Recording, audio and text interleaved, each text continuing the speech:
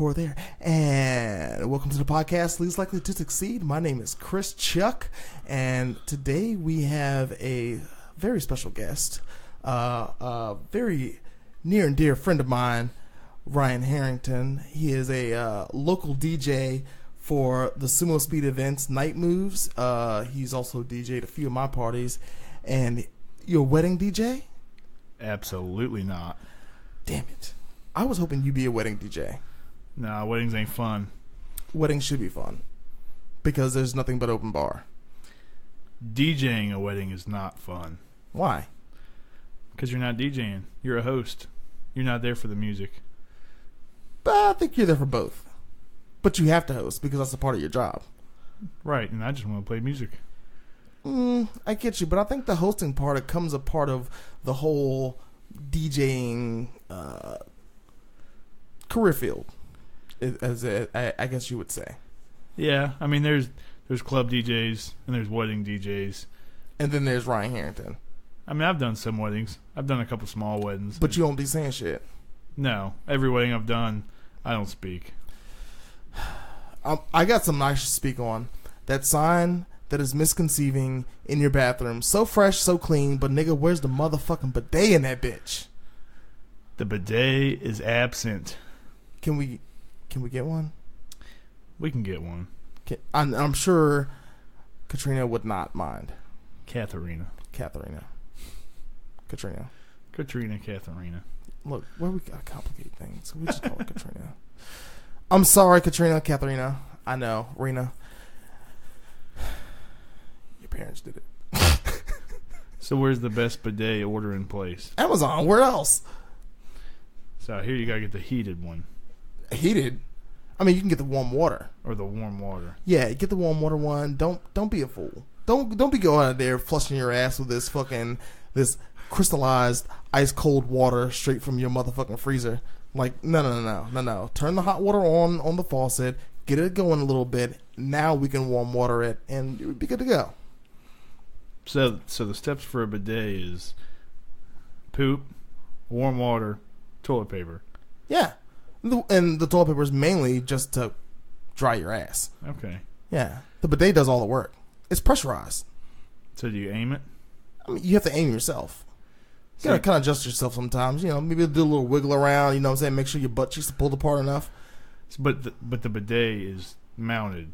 Yeah. Okay. Yeah, it's got a nozzle in it that shoots out and whatnot. You know, okay. does all the work for you. So you gotta twerk on the toilet to make sure you get it all. Sometimes.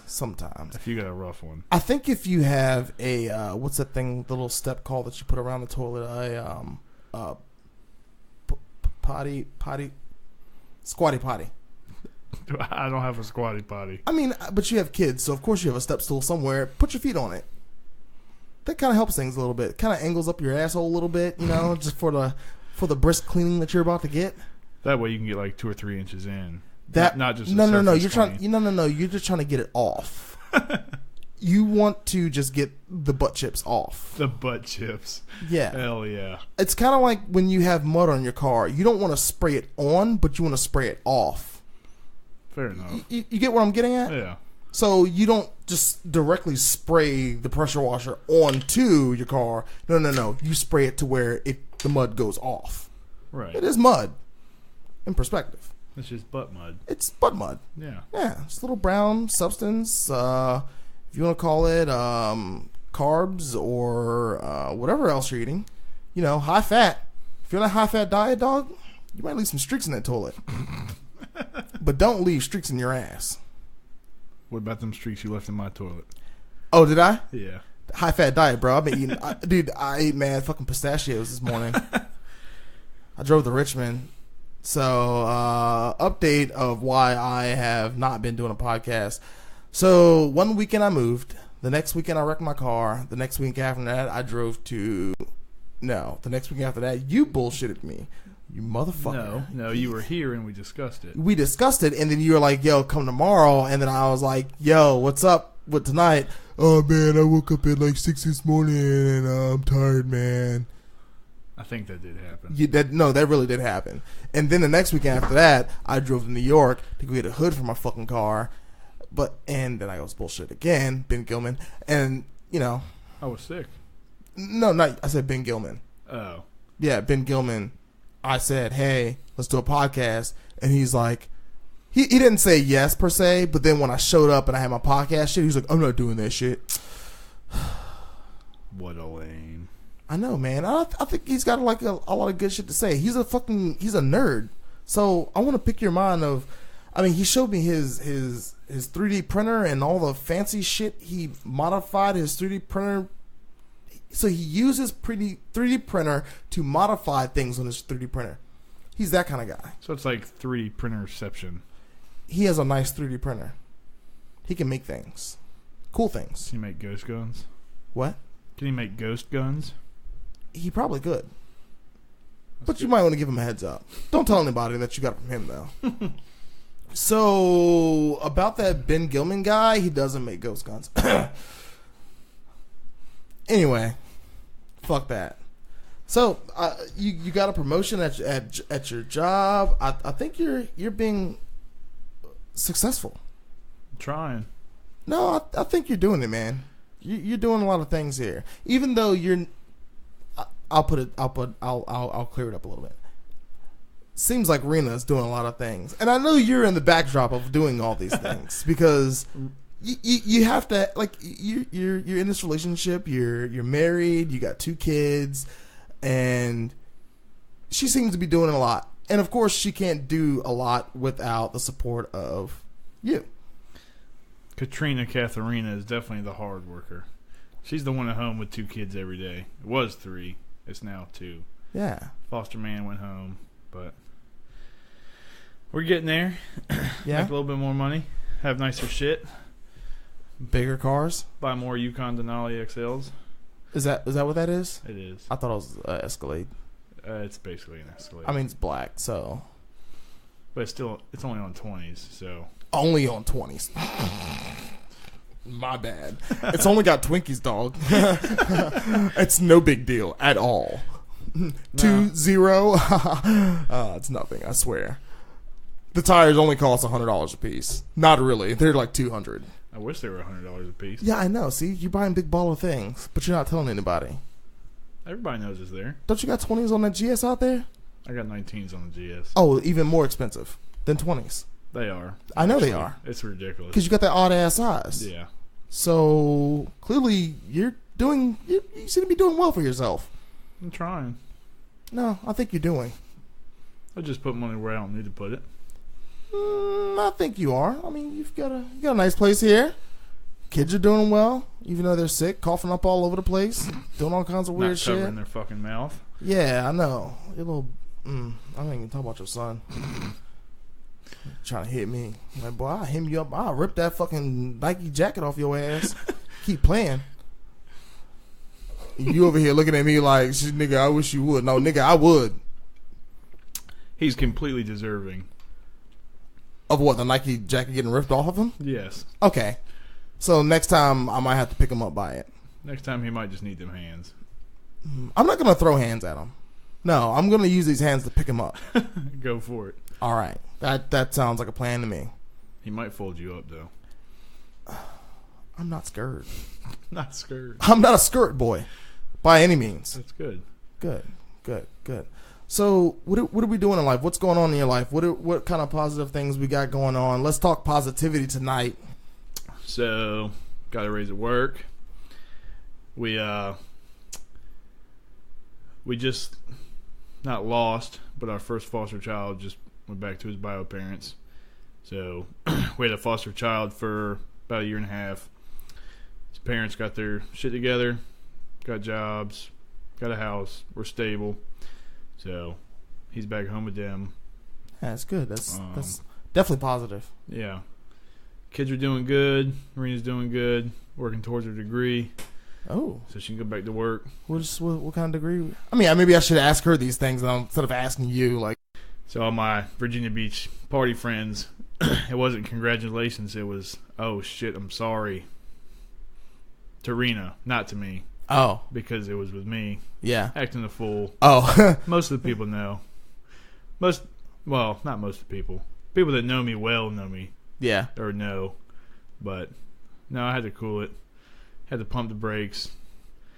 So, took a break. We still let loose every now and then, but... Nah, but you weren't letting loose like you were then. No. That's not allowed. It's happened once or twice since having kids, but it don't come out often. Yeah. I mean, that's a good thing. That's adulting at its finest, right? Yeah. Are you communicating? Because there's a lot of quote-unquote adults who can't do that. Oh, yeah. We're good to go. Everybody's got their issues, but everybody has arguments. Everybody bitches at each other. She pisses me off. I piss her off. But I know you. You do piss people off. Yeah.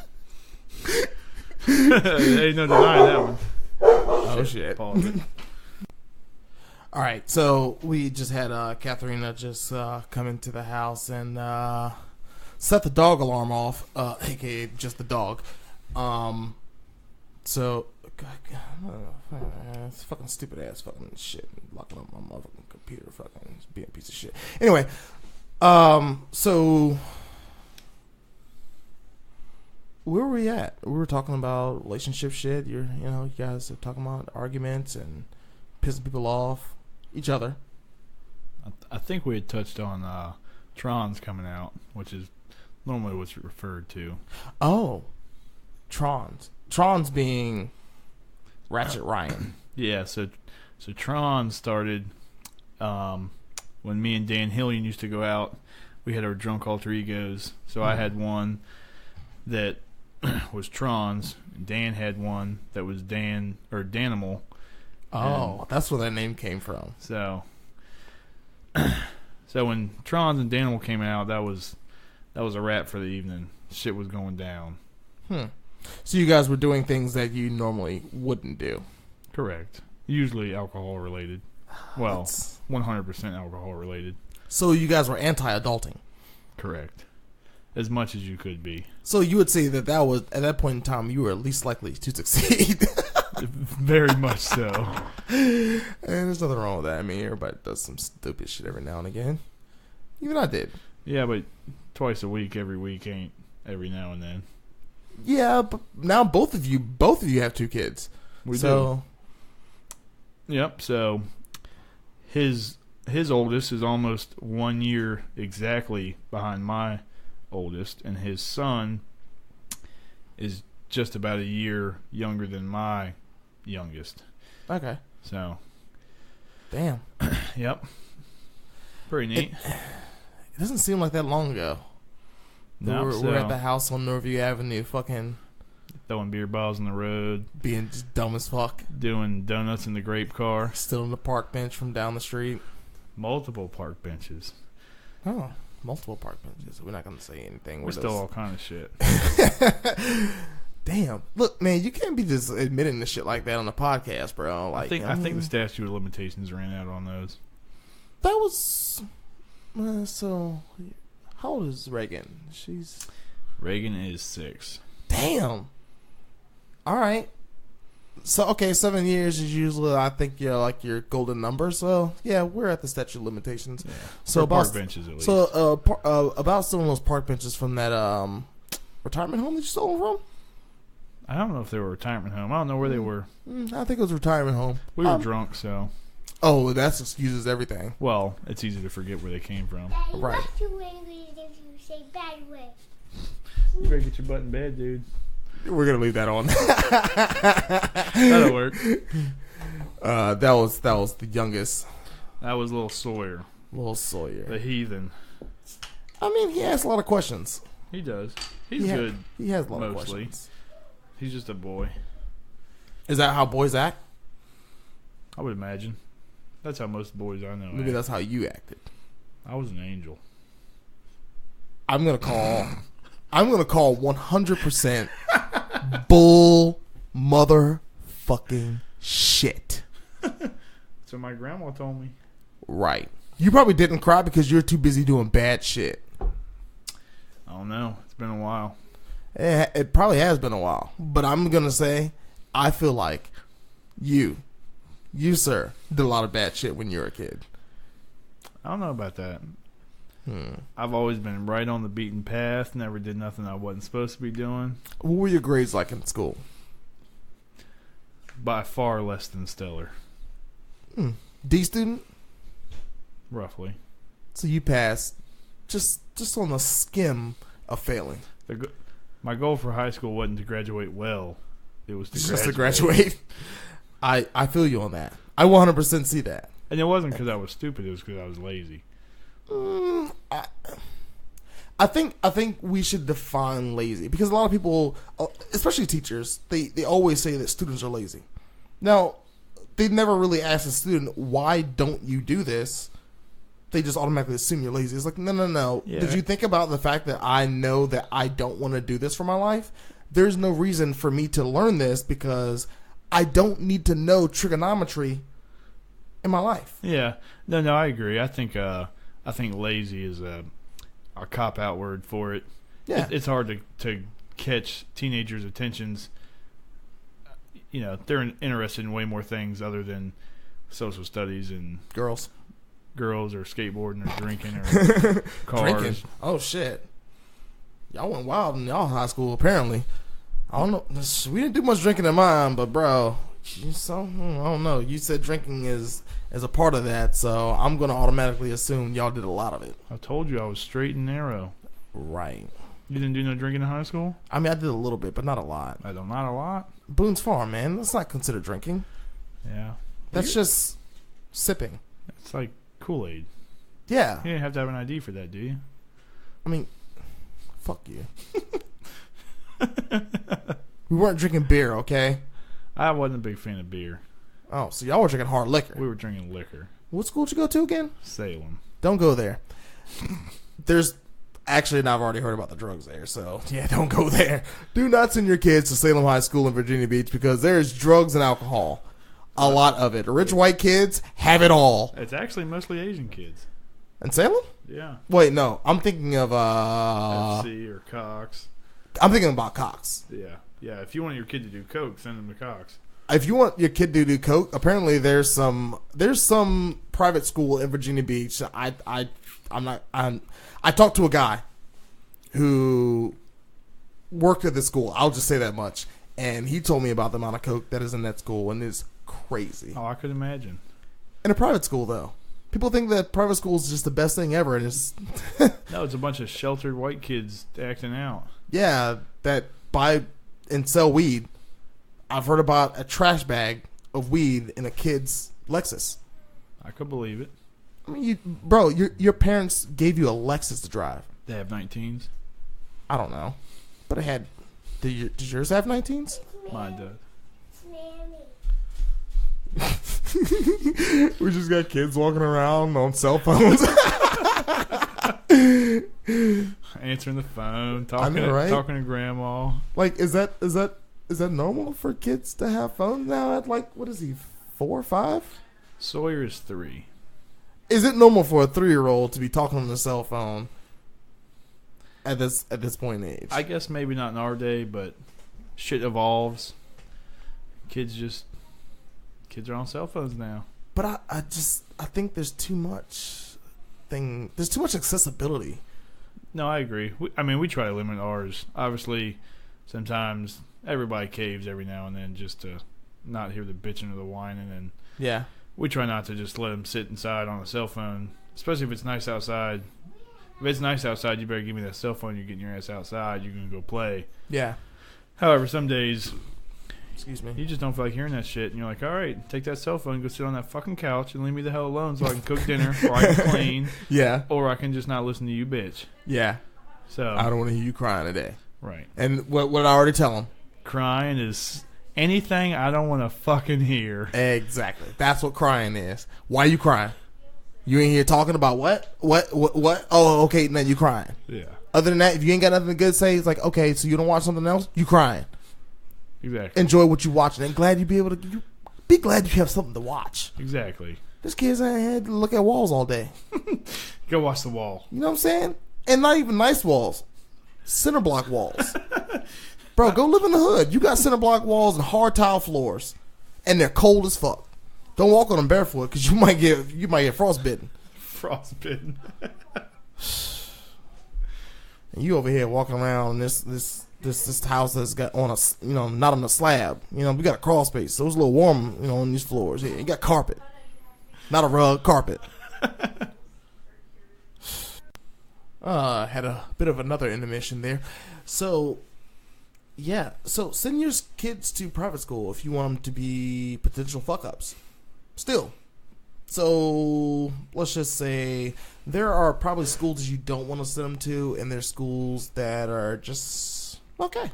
I think either way they're going to be exposed to something that you probably wouldn't want your kid to be exposed to. I think ultimately it relies on the child. If the child is meant to do something, they're going to do it. Yeah. If they have the drive, regardless of where you put them. You see stories of kids that go to shit schools and do great, and then there's kids that go to great schools and do shit. So it boils down to the child and the parents. I mean, I feel like, because I'm not a parent, so I can't really speak on much, but I feel like when you hide things from children, that's the worst thing that you can do, because then it feeds into their curiosity. Oh yeah, because they'll find out and then they'll be bitter that you lied to them or you covered it up, or not even that. It's just more of like, well, even if they hear about it, it's more of like, no, I want to know what that is. Like, what is that? Or if they hear from their friends, like, oh no, I've never heard weed, cocaine, heroin. What's that? My dad never told me about that. What does that do? Get you high? Oh shit! Luckily, I'm not that far yet, so I haven't had to deal with that battle, but it's coming. I think you should definitely give kids the harsh reality. Oh yeah. Things. It's like, okay, so here's what happens if you do heroin. You're fucked for the rest of your life. Yeah. All of it. 100% the rest of it. You're going to have to fight an addiction, and that's point blank, all of it, for the rest of your life. Do you want to do that to yourself? No. Right. Smoke a little weed here and there. You get a little high. You might have a good experience. Might have a bad experience. I'm not going to tell you what to do. But at the end of the day, you go get zooted out of your mind on your friend's couch. You wake up tomorrow, you'd be all right. Might be all right. You go do some fucking heroin, and then you're dying, or somebody's stuffing you with a Narcan needle, or however the fuck they give it to you, because I don't know. And then you're robbing your family. You're stealing shit. You're getting shot at. You look like a fucking crackhead with sores on you and shit. Actually, here's a good movie for anyone to watch. For just force feed your kids Faces of Meth. Faces of Meth. It is a 100% disgusting.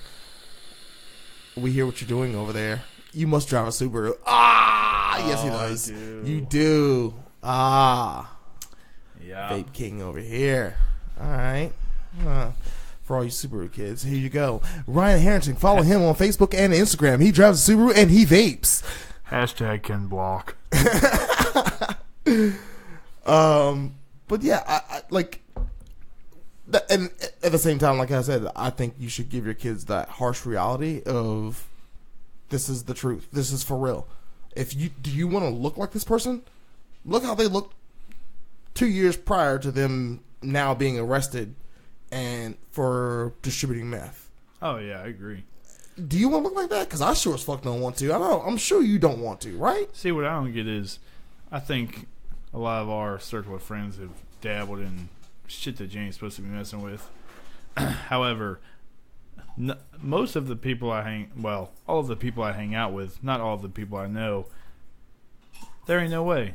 You look at that shit and be like, yeah, that's a no for me, dog. Yeah. I'm not touching that shit. Yeah, I mean, people will get into it. There's different avenues of getting into that. Whether you start recreationally doing some things and it becomes a bad habit and then it becomes the addiction, or you just, now your back hurts and you start off that way. I don't think heroin's one of those things that's like all of a sudden it's like, oh, I want to try heroin. No, I think it's more of just that's your last ditch effort to keep the high that you were getting before. I guess. Honestly, I try not to really fuck with people that are heroin addicts enough to figure out how they started. What about coke addicts? Do you give them an excuse? No. I'm just saying, cocaine's really not that bad. I mean, it is that bad, but I mean, you want to go smoke a bowl before you go to bed? Be my guest. When you're doing shit that fucks with your livelihood, and I ain't got time for that. So, do you give a pass to the guy who drinks a 12-pack to go to bed? No, I'd be shooting myself in the foot. Well, I mean, I'm just saying. I guess technically I'd give him a pass. Alcohol is a drug, man. It is. It is. Don't forget, if you're addicted to alcohol and you stop drinking, you might Amy Winehouse yourself and fucking die. I don't think she died from withdrawing from alcohol. No, she died because she stopped drinking. I thought she was doing drugs. I think she stopped drinking. We can Google that. We could not have this argument. Ultimately, she's dead, so it doesn't matter. Yeah, but no, you can die from stop. If you drink, if you're a hardcore drinker and you stop drinking, you can die just from like cutting it off cold turkey. Yeah. They give you drugs if you go to AA for alcohol. They don't give you drugs at AA. No, for alcohol. Like, you can't just go from drinking fucking 18-pack by yourself every night to not drinking. Oh, no, you gotta wean off. My point, exactly. You can stop smoking. Yeah, but see, there's you can drink alcohol in moderation. How we drink alcohol. I mean, right? It's more of I wouldn't say it's moderation. What I'm saying is you can drink alcohol how we drink alcohol and be... This is like your lottery. No one gives a fuck, like, when it's like, yeah, it's a couple 100,000, it's like 1 or 2, no one gives a fuck. But when you're like 18-pack, oh shit, by yourself, oh shit, you got $1 billion, oh shit, now we really give a fuck. What you doing over there? No, what I'm saying is, trying to share that? You can drink a couple beers and be good, or you can drink a case a night and you're not good, right? But there's some people who drink a case a night and then maybe quote unquote they're good. Maybe in their eyes, but not to everybody else. But what I'm saying is, with heroin or meth or crack, there is no moderation. There's either you're a fucking crackhead or you're not a fucking crackhead. I think no, there are the functioning drug addicts, just like there are the functioning alcoholics. How they do it, I don't know. How they have a hole in it, I don't know. But those people do exist. I ain't met them. I haven't met them either, but I'm just saying I know they exist for a motherfucking fact. Katrina Catharina wants to get on the mic. I know, I hear her over here. Yep, yep. Co-signing over here. Your turn's coming soon, girl. She don't know, but now she know. Plus, I've been having too many dudes on here. I already thought about this already. I didn't know. I need to get some women on here. Marina's got all kind of shit to talk about. I know. Emotional struggles of fostering kids. Bam. She's a trooper. I don't know how she does it. Successful? Yes, you are. Most likely to succeed. Exactly. But everyone has their point of when they're least likely. Or at least when they think they're least likely. Just takes a little bit of work. Everything takes fucking work. The problem is, there's a lot of people who aren't willing to work. That's where that lazy word comes in. I wouldn't even call it lazy, though. It's just that they're not willing to work. I'll give you a prime example. At my job, which I'm not going to tell you where I work, but at my job, I hear about people who make minimum wage. I don't think these people should make minimum wage. Okay, that's a respectable statement. You think that they should? No, not me. As a general other people are saying that these people should make minimum wage. Okay, well, you're right. They shouldn't. But do they have the opportunity to move up? They do. That's it right there. It's the answer to your question. Yeah, right, they shouldn't. So what is their next thing to do? They need to move up. Bro, you can't flip burgers and make fucking $15 an hour. But guess what you can make $15 an hour doing? Man, tell them motherfuckers they need to flip them goddamn burgers. That's right. So what? I don't understand where people get this. Oh, well, I should make $15 an hour flipping burgers. Like, no. You need to be the motherfucker telling people to flip burgers. Right. You need the motherfuckers like, hey, look, nah, bro, you got to put more meat in that taco. Agreed. You ain't doing it right. When you're standing over them, you're making their schedules, and you're doing all the backroom shit, all the paperwork and the schedules, and you're in charge of 15 people. I think you're well worth $15 an hour. See, and if you're making minimum wage doing that, there's a serious problem. See, what gets me is you better get your little butt in bed, dude. So when I started the shipyard, I made $14.96. So for easy numbers, we'll say $15, 4 cents shy. What the fuck is 4 cents? Right. So $15 seems to be the magical number to increase the minimum wage to. You know, when you see the argument online, it's always $15 an hour. So it was always a touchy subject for me because when I went to the shipyard, $15 an hour. I mean, that was good money to me. Yeah. But I was building. You're working hard. I'm building Virginia class submarines in the heat. You know, they're important shit. People's lives depend on it. Yeah. Motherfucker, nobody's lives depend on if you put too much lettuce or too little lettuce on that Big Mac. Sorry. I'm just saying. Dude, it's shredded lettuce. You gotta do a sprinkle it a little bit. Exactly. You know what I'm saying? You don't even gotta chop it. It comes chopped. Right. It ain't no fucking Pre-chop, work. nigga. Exactly. Oh, fuck. So when I see it, I'm just like, I understand that the shipyard around here is not. There's not a place like that in every town or every area. Right. We're lucky to have such the military presence that we have to provide so many jobs for civilians. However, there's still plenty of other big employers, and I see plenty of people around our area bitching that minimum wage should be $15 an hour.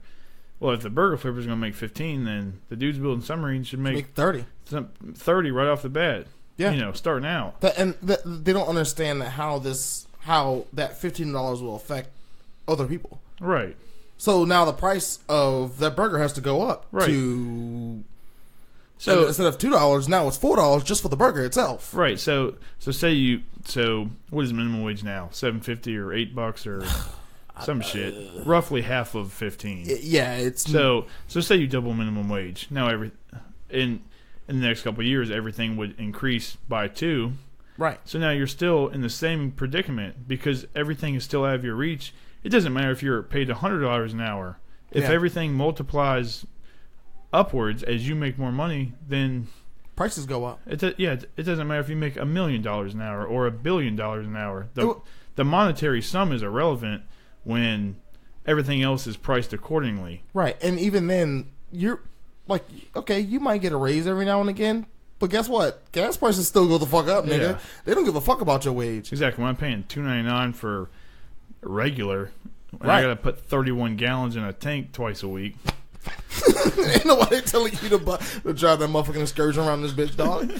I mean, look, just because you got the Chevy version of the excursion don't mean it's that much better on gas. I mean, it's nice to drive a school bus every now and again, but you ain't got to drive it every day. I need that 6.2 in my life, though. I mean, but you're driving a school bus. You're driving a school bus with leather interior. Yes, but you know what it has? 20s. You know what school buses don't have? AC. It doesn't have AC in your seats for your nuts. Oh, it's got cooled seats? It does. So we got heated and cooled seats, but then motherfucking Escalade. I mean, Yukon XL. Whatever, same thing. Oh, yeah. Gotta keep the nuts cool in the summertime. I don't know. I know we stopped at that, but where were we? What was going on? I'm sorry, your son just ruined it again. I don't know. Stories forever just straying off the beaten path. Something about school buses and... Oh, we were talking about minimum wage. Oh, yeah. Yeah, that tough subject. It's not really that tough of a subject. It's just... I think people... It's a put your ass in gear, get your ass to work, keep on moving. I'm not... But people think that you need the higher education to do anything in work, in life. I think the problem is a lot of people don't know how to network. And I will honestly say 100%, I would not have gotten the job I've gotten if I didn't know the person who basically gave me the reference. No, I agree, because you hear it from all kinds of people. It ain't what you know, it's who you know. And that is 100% true. And it really is. I mean, that's how I'm where I'm at now. I mean, it's taking work too, but to get in the yard can be very hard to get into. And I think it's a part of it staying there too. And it is. And people find dumb things to be mad about, like parking at the shipyard. It's fucking awful. Garbage. I get there. Hot garbage. My shift starts at 7. I get there before 5 o'clock to get a parking spot. I mean, it is horse shit, but I'd rather get there 2 hours early and park and make good money than, well, I'm going to go work at 7-Eleven because I can park 3 minutes before my shift. No, I'm not. No. Yeah. I need the money. I want nicer shit. And like one of my previous podcasts, I was talking to a friend of mine, Robert Felmy, and he was saying what his definition of on time is. His definition of on time is being to work 30 minutes, at least 30 minutes early. Oh yeah, I agree. To be able to get there, set up, do what you need to do, and exactly, and so be ready for work when the time comes. See, so when I work tools, my definition of on time was, so we have a whistle that goes off through the entire shipyard at 7 o'clock. Mm-hmm. I thought as long as I was there before 7, I was good. Even if I wasn't ready to work at 7, I was there because I was starting to get paid and I wasn't getting in trouble for being late. No. Being on time is being ready to go. You're awake, you know. That's subjective, but keep going. No, but after being there for a while, who wants to get to work and then you got people harassing you to get shit going and then you're still half asleep? I'd rather get there a little bit early, drink a cup of coffee, eat something real quick, and be ready to go when they want you to go, because ultimately you only make your life harder if you're not ready to go when they want you to go. You signed up for it. You know that work starts at 7, and if you're ready to go when they want you to be ready to go, ultimately you make your life easier, not theirs. Yeah, and I will say with my job is I spend time on the phone. I'm helping people over the phone, whether it's a problem with a computer or a problem with a password or anything like that. You don't know what that first call is going to be. You don't know what the first thing is that's going to pop up on the phone. You don't know what kind of attitude you're going to have to deal with. So it's like, oops, surprise. You better be awake for that shit. You better be somewhat prepared to deal with what is coming to you. Oh, yeah. And, if you went to bed at 2 o'clock in the morning and you rolled out of bed 10 minutes before your shift started and you're a fucking grouch, then that doesn't help that person when you answer the call. It doesn't help you when you answer the call, because you ain't trying to hear that shit because you're still half asleep and trying to wake up. Yeah. So, ultimately, you want to be ready to start your day. True. But I feel a part of this work ethic that me and you may possess is a little lost. I feel like people come to work and they expect something out of work, when it's like, no. You should expect to get your job done. Right. That's it. I agree. You shouldn't. You. It's nice to get motivation. It's nice to get incentives, but you shouldn't expect that. No, yeah. And if you're working your hardest and you're doing your damnedest, you've been there for 10, 15 years. You've been there for 2 years, and no one has ever gave you a congratulations, a raise, a certificate, a fucking pat on the back, or even just a phone call or a hey, I appreciate what you do, and walk away. Maybe you should reevaluate yourself and reevaluate what you're doing and move up or move on. Well, I think there's two sides of that. So when I first started the yard, the guy I worked for the first 5 years there, he was not big on good jobs or any of that motivational shit. He was big on, if you were fucking up, he'd let you know. But if you weren't fucking up, then he wasn't breathing down your neck. Right. So you kind of knew, once you worked for him long enough, you knew how he operated. Mm-hmm. You understood how it worked. However, there wasn't a whole lot of good jobs. And that's a good point that you made, because I feel the same way when I go into the office with my team leader and he's like, hey, okay, he's sifting through his papers or whatever, trying to find his notes on me, and I'm looking at his notes and they're literally like 5 sentences. I think I'm doing good, because you don't have a lot of notes for me, and most of what you're notating are just comments on things that you should say, not actual, you need to do better on this, you need to do better on this. Well, see, I had a conversation with another big car guy lately, Dan Summers.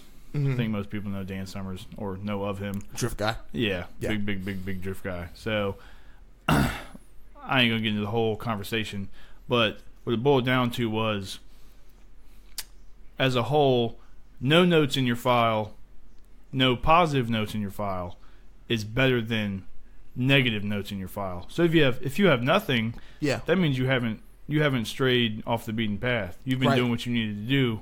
Yeah. You might not have anything outstanding, but you also haven't been in trouble. Yeah. And You're meeting the standard. right, exactly. And I think that sometimes that can, from a person on the lower side of the totem pole, that can be misconstrued as shitty management. But when you look at the other side, is I don't have anything to put in there because they haven't done anything. I have no reason to look at you other than someone who does it. Right. I have no need to open your file and put anything in there, Right. which is fine. So sometimes no praise is better than an ass chewing, Right. which it just depends on how you look at it. Yeah. If you need to receive praise every day, then I think you might need to. Well, and that's what I'm saying. Not even a daily thing, but just every now and again. It's like, hey, man. I don't know. I look at things differently than most your average person. So if I see, like, give them my last job when I worked for Pepsi, dude, there's times where they're like, "Hey, we need you to come over here." And I was like, I don't even know where's this store at. This is some new shit. I don't know what's going on here. Oh, we want you to come over here because we want you to work this store opening. Right. If they have you working a store opening, you're not just some fucking regular ass merchandiser. Like, you're probably good at what you do because, for one, they want the store to look 100% perfect when you're there, while you're there, and when that store is ready to fucking open, dude, there is no reason for anyone to look at your shelf and being like, man, this needs some work. I've seen a saying, and it's usually shipyard people that post it, but it holds true for a lot of jobs, and it says something to the effect of, "Hey, you're good at your job. Do this person's job too." Yeah, this is real shit. So the better you are at your job, the bigger the plate they'll hand you because they know you can tackle it. So if you feel like that you're overwhelmed at work because you keep getting work or they keep piling your plate, it's not because you're a piece of shit.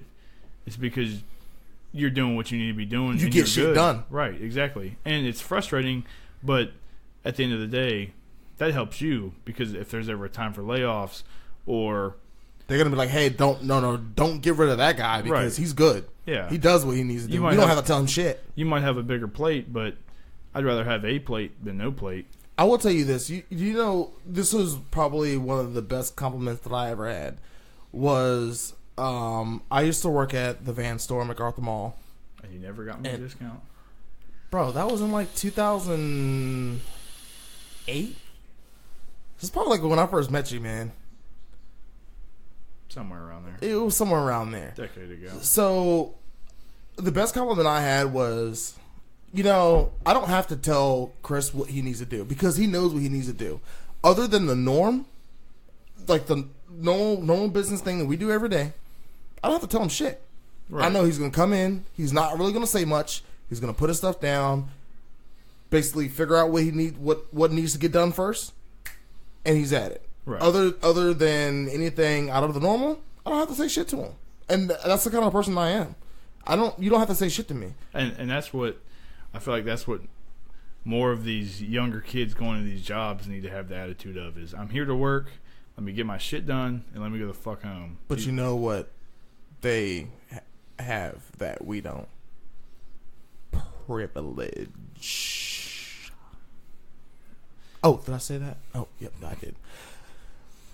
No, they just feel privileged. They're like, oh no, I need to know what I'm supposed to do. Like, no. You know what your basic job is. You know what the summary of your job entails. Just fucking do it until someone tells you otherwise. Right. That's it. If you don't want to do it, that's your own problem. Don't make it someone else's problem. And the problem is when they don't do it, that's when it becomes someone else's problem. Right. And that's when we all end up in situations like, oh, now I have to go behind so-and-so and do his job simply because he either one, can't do it, or two, he doesn't want to do it. Right. And it's like, dude, no one asked you to come here and clock in and get paid to do a half-ass job. Right, I agree. Because you're still here for whatever reason, I don't know. But dude, you don't have to. No one tells you to fucking show up. No one tells you to clock in. No one tells you to wake up out of your motherfucking bed to be here. So if you're not going to do your job, if you're not going to do the bare minimum that whatever the company requires, just don't show up, man. Makes life easier on everybody. I'm not gonna say it makes it easier, because you know what? Ultimately, in a lot of jobs, it doesn't make things easier. But at the same time, at least no one has to go behind you and have the stress of that mental stress of, fuck. Oh, so great. I guess I don't have to go behind him every day. Then you just not show up and be like, okay, well, he's not here. I guess in a retail versus production setting, I think it's a little. it's both. different. It's different, but it's a lot alike. Well, Because like, when you're missing that person, it's like, I need to get this done, and I can't do it all. In a retail setting, I haven't worked retail, so I can only speak from how I perceive it to be. Mm-hmm. But so say John puts the shoes on the wall wrong. Not the end of the world, right? It's not the end of the world. It doesn't take a whole lot of rework. But a lot of times it takes more work to go behind somebody than it is just to have someone do it themselves. Right, well, so say you work on a Navy vessel, you install something wrong, or you fuck paperwork up. You're looking at like possibly hundreds of thousands of dollars of ruined material. Yeah. So from my standpoint, I'd rather have you not there and not fuck something up. And no, that's the point that I'm saying. Like, no. If you're not going to do your job, don't show up. Right. Don't come here if you can't do the minimum. Right. If you're going to come, do it right. Right. If you're going to come and not do it right. If you slack off and do it right, dude, you know what? I'm not going to hate you but so much. Right. I'd rather you work slower and do it right than work quickly and get it wrong. Yeah. Right. I worked with a guy when I first started in the yard. He'd put more pipe in than the whole rest of the shop. And we'd go back and we'd cut every single piece out and we'd rework it.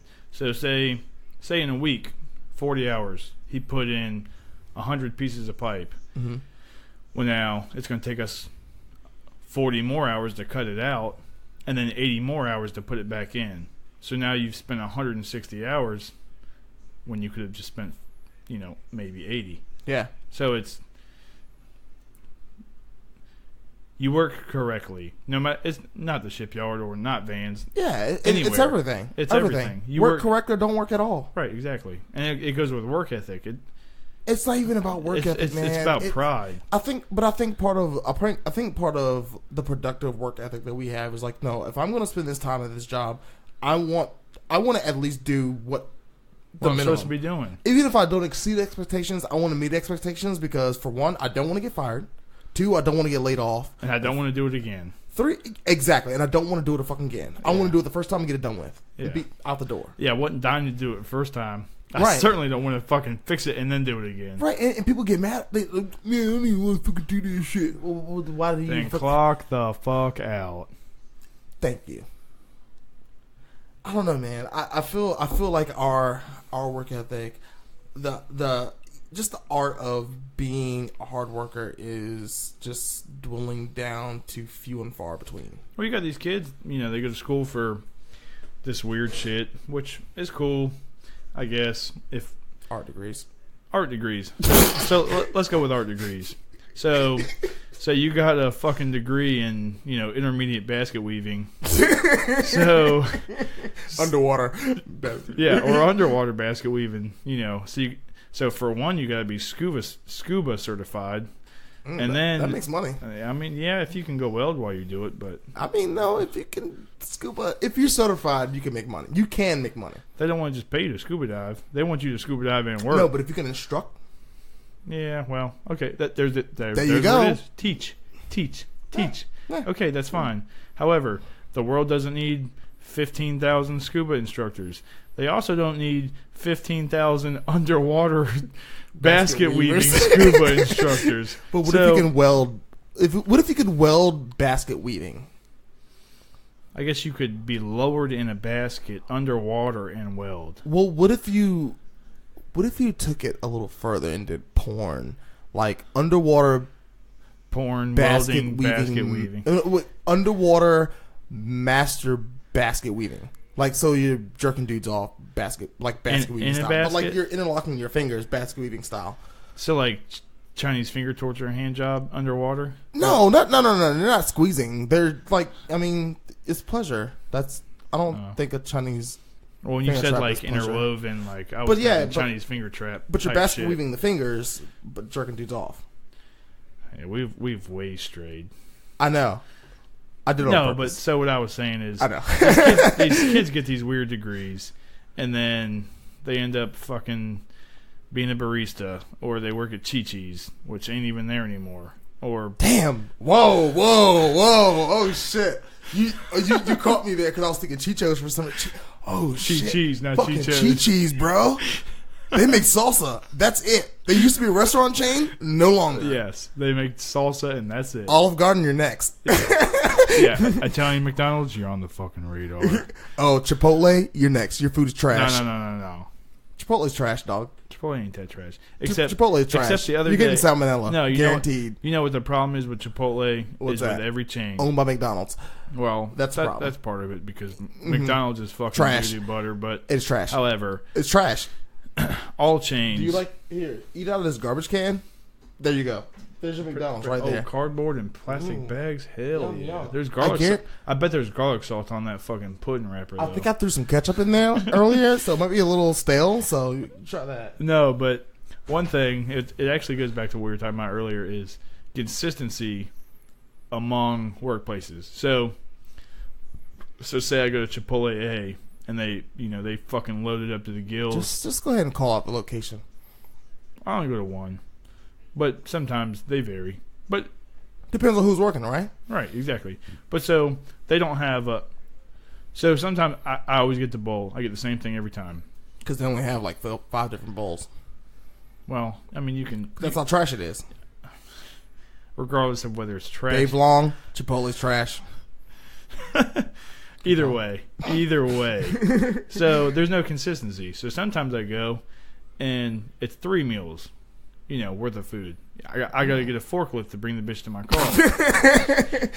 And then sometimes I'm worried that they filled the fucking container up with helium and it's going to carry me away as I walk to the GS trying to get it home. So the other day I went. Most of the time I go, you pull a little foil off and the food inside of the container has the same shape as the top because they've stacked so much in there. They had to press it down. Right, exactly. Right. So it looks respectable. Just like the aluminum foil, just without the aluminum foil. Right, they hooked you up, I guess. The other day, it looked like a divot in my food. It didn't even meet the cardboard bottom. It weighed like 3 ounces. So you were undercut. Right, exactly. What I'm saying is there's no consistency, which goes back to these shit bags with no pride or work ethic where they don't follow the rules. They just throw some shit in the container and then send it on their way. So basically what you're saying is they're not 100% leveling it off. They're just throwing the mound in there and pressing down on the mound, which still isn't enough. No, what I'm saying is, okay, so for easier scenario, so say you go to Dunkin' Donuts A and you get a coffee. You're making some horrible examples here, man. What's your favorite coffee place? My motherfucking kitchen, nigga. Okay. Because you can't fuck it up. Because guess what? Who the fuck makes it? I do, nigga. Okay. Would you can't fuck this shit because I pay $5 for a motherfucking bag. I want to make 2 batches of fucking cold press of my cold brew coffee. Okay. Well, when you go to KFC and get you some fried chicken. Oh shit, nigga. Nah, I don't go to motherfucking KFC, nigga, because I don't eat fried chicken. Okay. When you go to Farm nigga, Fresh. Let me tell you where you get the good deal. You know where to tell you where to get the good deal? Where? Because ain't no Farm Freshes open there around my way. They're reopening. No. There ain't no Farm Freshes around my way. So let's go ahead and cut that off. Okay, when you go to Wawa. Don't go there neither. Bitch, where do you eat? Bitch, I go to my motherfucking kitchen. Other than that, I go to Cookout because guess why? You can't fuck up Cookout because you are getting a deal regardless 100%. That's because it's all frozen. I don't give a fuck. I don't either. I don't give a motherfucking flying but fuck. I'm saying there's you were paying $5 for a motherfucking meal. So guess what? You're getting a hookup. But I'm saying there's no room for error. What store do you go to that has room for error? What store? What? Anywhere. Food. For who? Food. Drinks. Drinks? Anywhere. I mean, the only places where I have complaints is when I go to a bar and Okay. The bartender doesn't top my drink off like it's supposed to be. Okay. And leaves like mad head. Okay. Like, no. I need you to top that off, dog. Okay, well, say you go to a chain bar. Say you go to Longboards. There's one in Portsmouth. Man, you talk about all these chains. You know I don't do this shit, right? Bitch, just listen. I'm listening. Okay, there's a Longboards in Portsmouth, right? Yeah, there is. You've been there. I've been there a long time ago. Okay, not anytime. Well, there's also a Longboards up here. Okay. Same owner. Really? Yes. I Up know in that. Denby. So say... Oh, it's in Denby. Ooh. Well, yeah, so to take Whatever. Take your Glock. No, I'll take my high Your point. High Point, yeah. Okay, Anyway. so say you go to Longboard in Portsmouth, Mm-hmm. and you get a rum and coke. Mm-hmm. It's 50-50. Or You're already a bad example there. why? Why? Because there's a known inconsistency with bartenders. Because if you're a regular, they're gonna hook you up more than. I'm just trying to make a general. But the thing point. is that you are pouring the drink versus you're making the staple that is supposed to fit in the container. This much is supposed to be in there. When I get my fry basket at wherever, I want them to stick out, not to all fit Okay, in. fair enough. Okay, so say you go to Chick-fil-A. Anywhere, and that's anywhere. So say you go to Chick-fil-A. Do you eat Chick-fil-A? Yeah, I do Okay. on occasion. Okay. So say Chick-fil-A, your fries stick out of the basket. Chick-fil-A B, it looks like they done ate half of them before they sent them to you, and they took all the big ones and left you with the little fucking crumbly ones. Right, they got So the there's bottom no of it. consistency. Which is I get that. It's irritating because It in a is. chain, it should be the same or close to the same every time. But do you know how we fix that? You fucking put a We foot in don't. them kids' asses. No, we just don't go. I don't go. Not going to Chick-fil-A is not an option.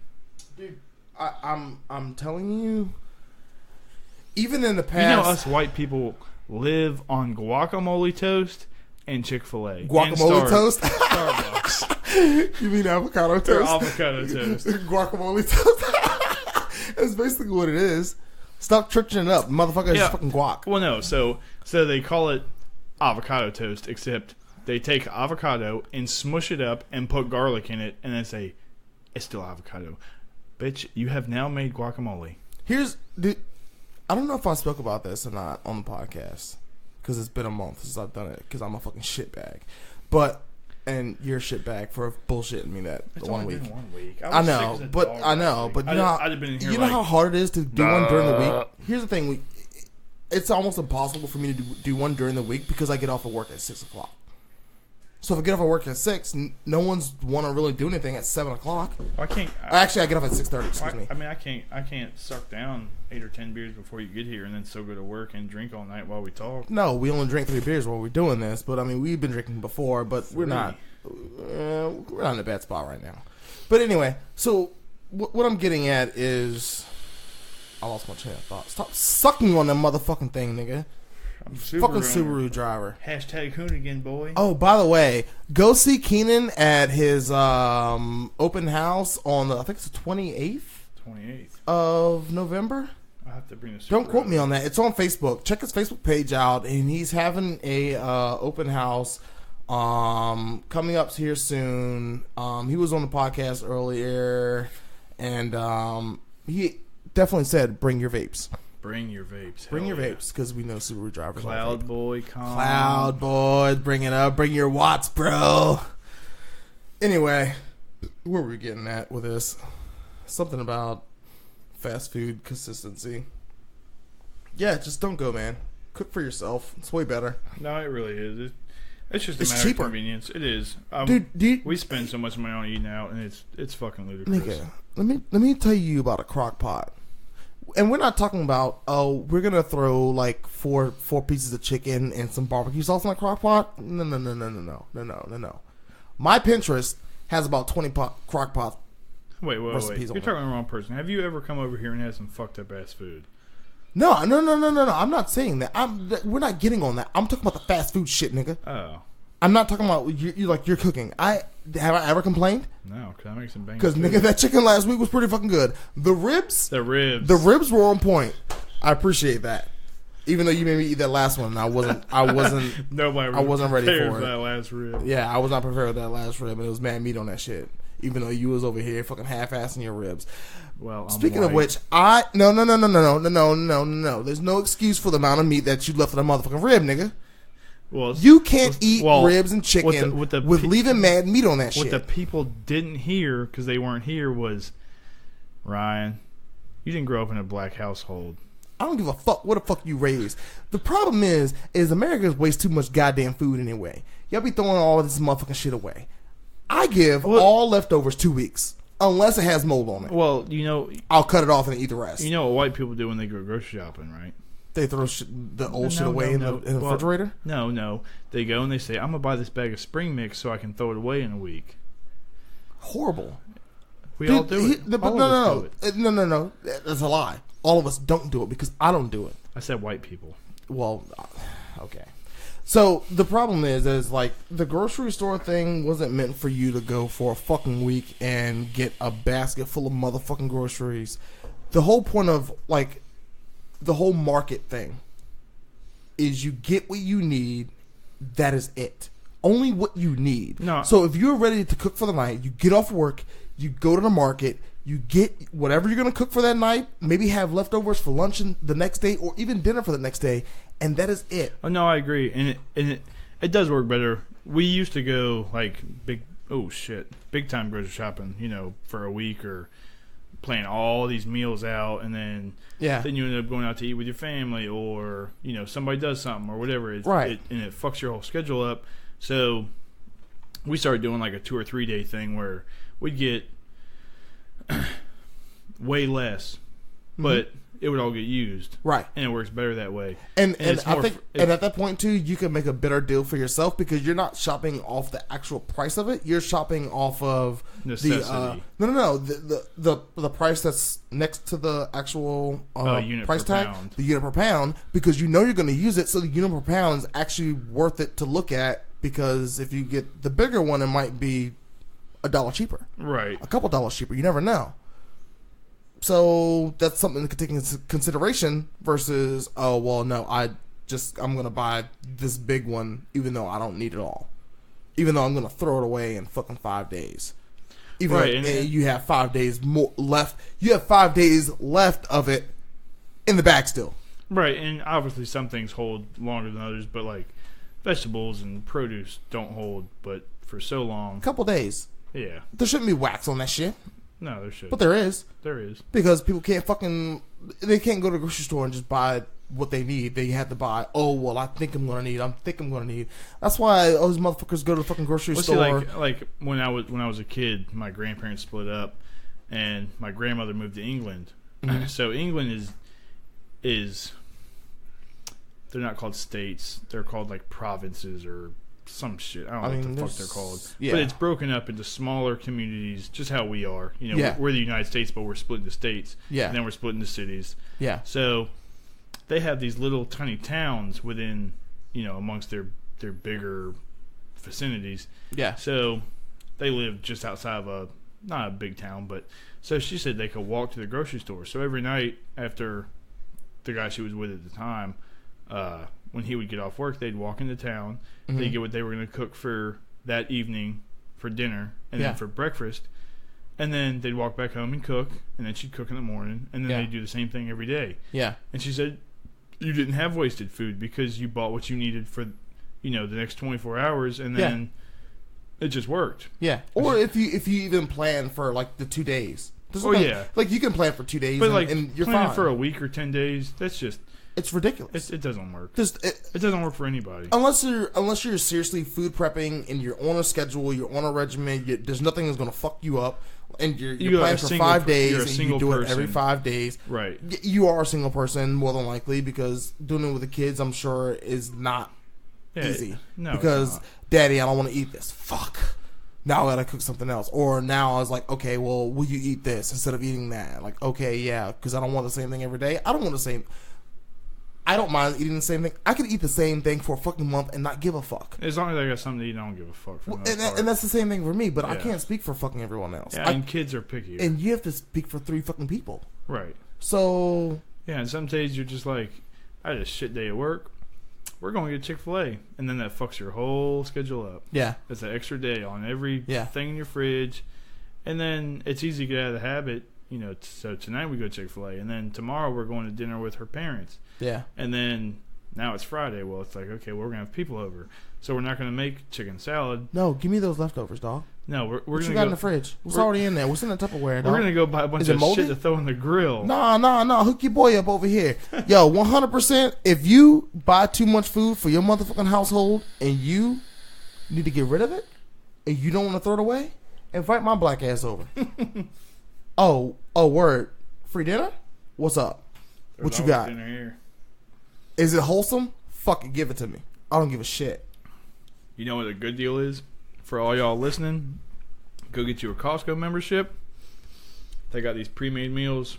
They're in like Oh, they doing premium meals now. they're like 11 by 8. It's like a aluminum foil bottom with a plastic top. You put foil on it. They got all kinds of meals. It's like $15. All of them are banging.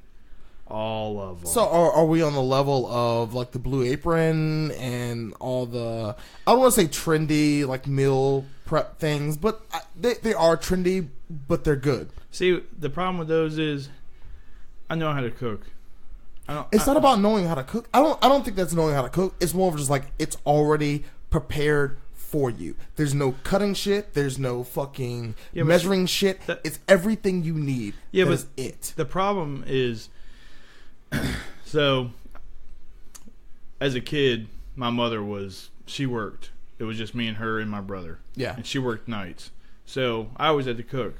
So when you cook, you don't need to cook to a recipe. You need to see what ingredients there are, but you don't need to see units of measurement because it doesn't matter. But no, that's the thing. This is what the Blue Apron. I know for Blue Apron for itself, like it cuts that out. No, I know, but what I'm saying is Packages. You put the package in. So you pay this steep price to get these pre-measured ingredients and all this shit, but you don't need an exact science for this shit.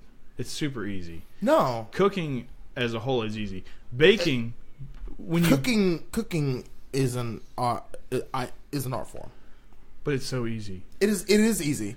It But is what easy. I'm It's saying easy for is- people to read instructions, but I still think it's part of an art form because there's a lot of times where you cook something and you're like, no, this is missing a lot of shit.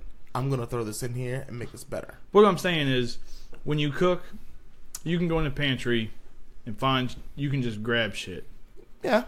And it doesn't matter about volume. Obviously, if you put 96 cans of baked beans in your soup, it's going to taste like shit. It's gonna taste like baked beans. Right, exactly. But what I'm saying is, cooking a dinner doesn't require specific volume or measurements. No. Whereas when you baking is chemistry. So if the proportions aren't right, you have now fucked it up. Right. So what I'm saying is, baking needs to be accurate. Cooking does not. No, but And so if someone's saying, hey, you're cooking this chicken marsala, Okay. and we're going to give you everything you need for the chicken marsala.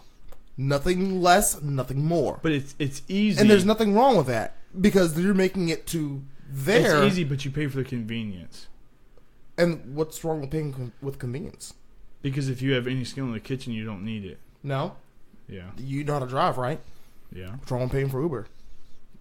Because I only pay for Uber if I'm fucking hammered. I mean, that's fine, but you know how to drive, right? It's not convenience. It's You pay for a it's driver's legality. license. You pay for a driver's license. Sometimes. Yeah, you pay for you pay your insurance, right? You pay for that motherfucking vehicle. It is your vehicle. Not in it. It's not the states. It's not the cities. They can't tell you what to do with it. They can tell you that you can't drive drunk with it. They can tell you that you can't use that as a weapon. But when you ride on someone else's shit, But it's not convenient. it's out of your hands. That's not convenience. That's legality. What, Uber? Yeah. Uber is legal. Well, I'm saying. And it's mad convenient because they pick you up right at your motherfucking front door. I'm saying for me, it's not convenience. It's I'm just legality. It is convenient. It's not convenient. It's convenient as fuck for you not to have a DUI.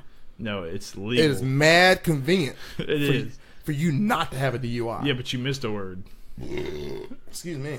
You missed a word. No, I didn't miss a word. You missed- It is mad It's convenient. mad convenient for me to not get an additional DUI. I'm just saying, bro. No one asked you to be Tron. I can get a DUI without being trans. I mean, I can get a DUI by not. I can't take that off. Never mind. Yeah.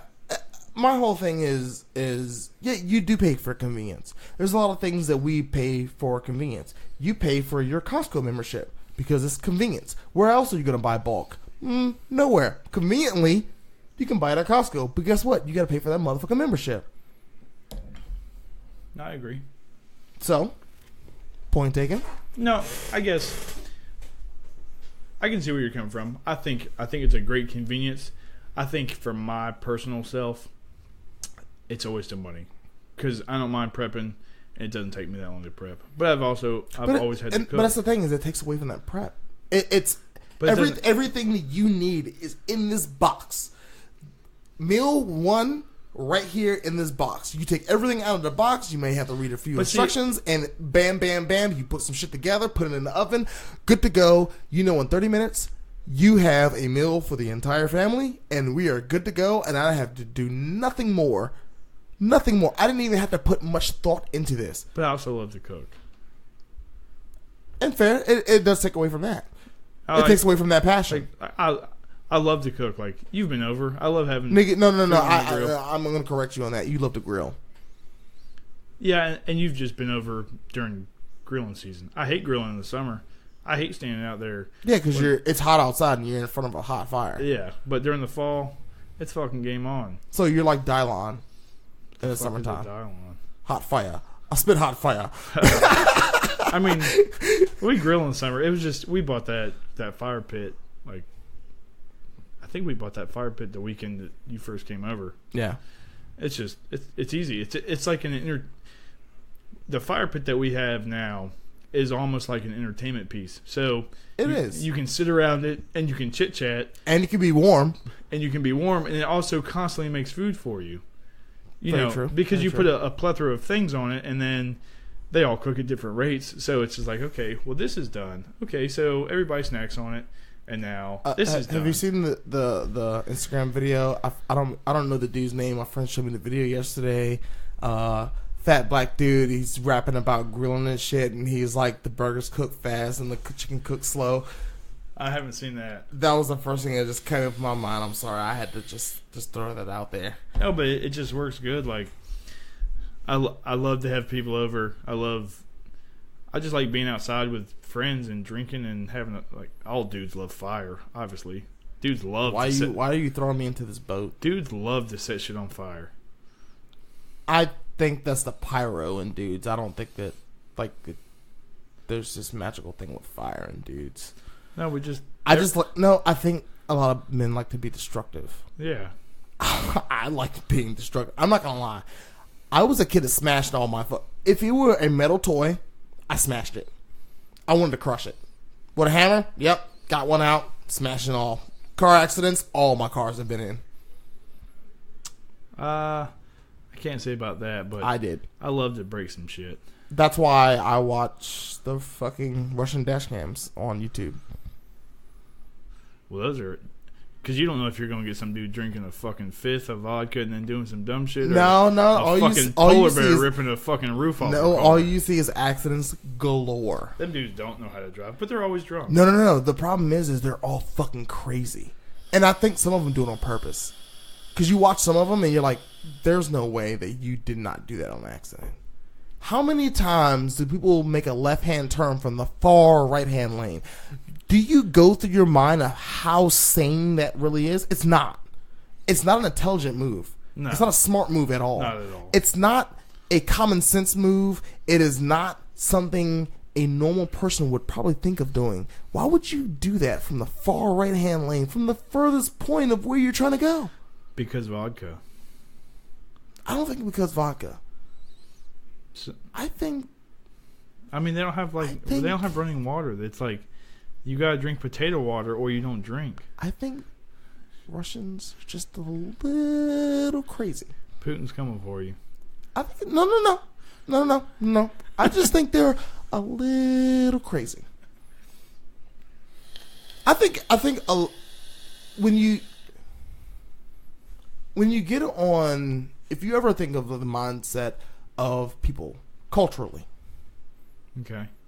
You ever think about that? Like, if you meet someone who is a certain ethnicity, maybe they're Puerto Rican, you ever think about like what you might say to this person, or how you might interact with this person differently than you do with the black guy over here? No, because I treat everybody the same. I'm not saying treat them the same, but how you interact with them, like the conversations you might have, or the questions you might have about, like, just about their culture, maybe even about the food they eat. Okay, well, no, like so your scenario is perfect because you're a black dude. Yeah. Right. Okay, so the guy that rents from me, he's Puerto Rican. His parents are Puerto Rican. Wait, you talking about Chris? Chris? Yeah. He's fucking Filipino and... Oh, yeah, he's Filipino. Yeah, don't fuck that up, man. Sorry. You over here fucking shit up, and he's fucking listening to this, and he's gonna be like, man, you know what? He's getting fuck fucked up Ryan. with schooners right now. That nigga thought I was Puerto Rican. Fuck this nigga, yo. Well, I'm like two 30-ounce rum and cokes. I don't give a fuck, nigga. Don't fuck that shit up. Okay, well, either way. I'm just saying, out of respect for him... You're right. No, I did fuck that up. You fucked that up. However, scenario is still similar. I treat you the same. Yeah. I treat him the same. No. We're not talking about like treat. Of course, we treat everybody on the same level. But the way that I would interact with a Puerto Rican would be a different way than I would interact with West Indian, because they come from two totally different worlds. So how would you treat them different? No. I say interact. Okay, I didn't say treat them differently. I say interact. Okay. Well, sorry. So I'm using the wrong word. the conversations or the questions that I might have for them culturally, or even if we're just shooting the shit, it would just be culturally specific, right? And that's what I'm saying is like, when people say, "Oh, I don't see color," nigga, shut the fuck up, because you do see color. If you don't see color, you have a problem. You should see color, and you should see culture with that color. Right. So, what I may ask you, and what I may ask another black dude, and what I may ask a Samoan or Puerto Rican or fucking Filipino or Rastafarian, if I'm asking the same question, I might word it differently between them a little differently, because I don't want to offend this person. I want to be open minded. I want to ingest everything that they culturally have to say, because I might not. They might tell me something that I don't fucking know.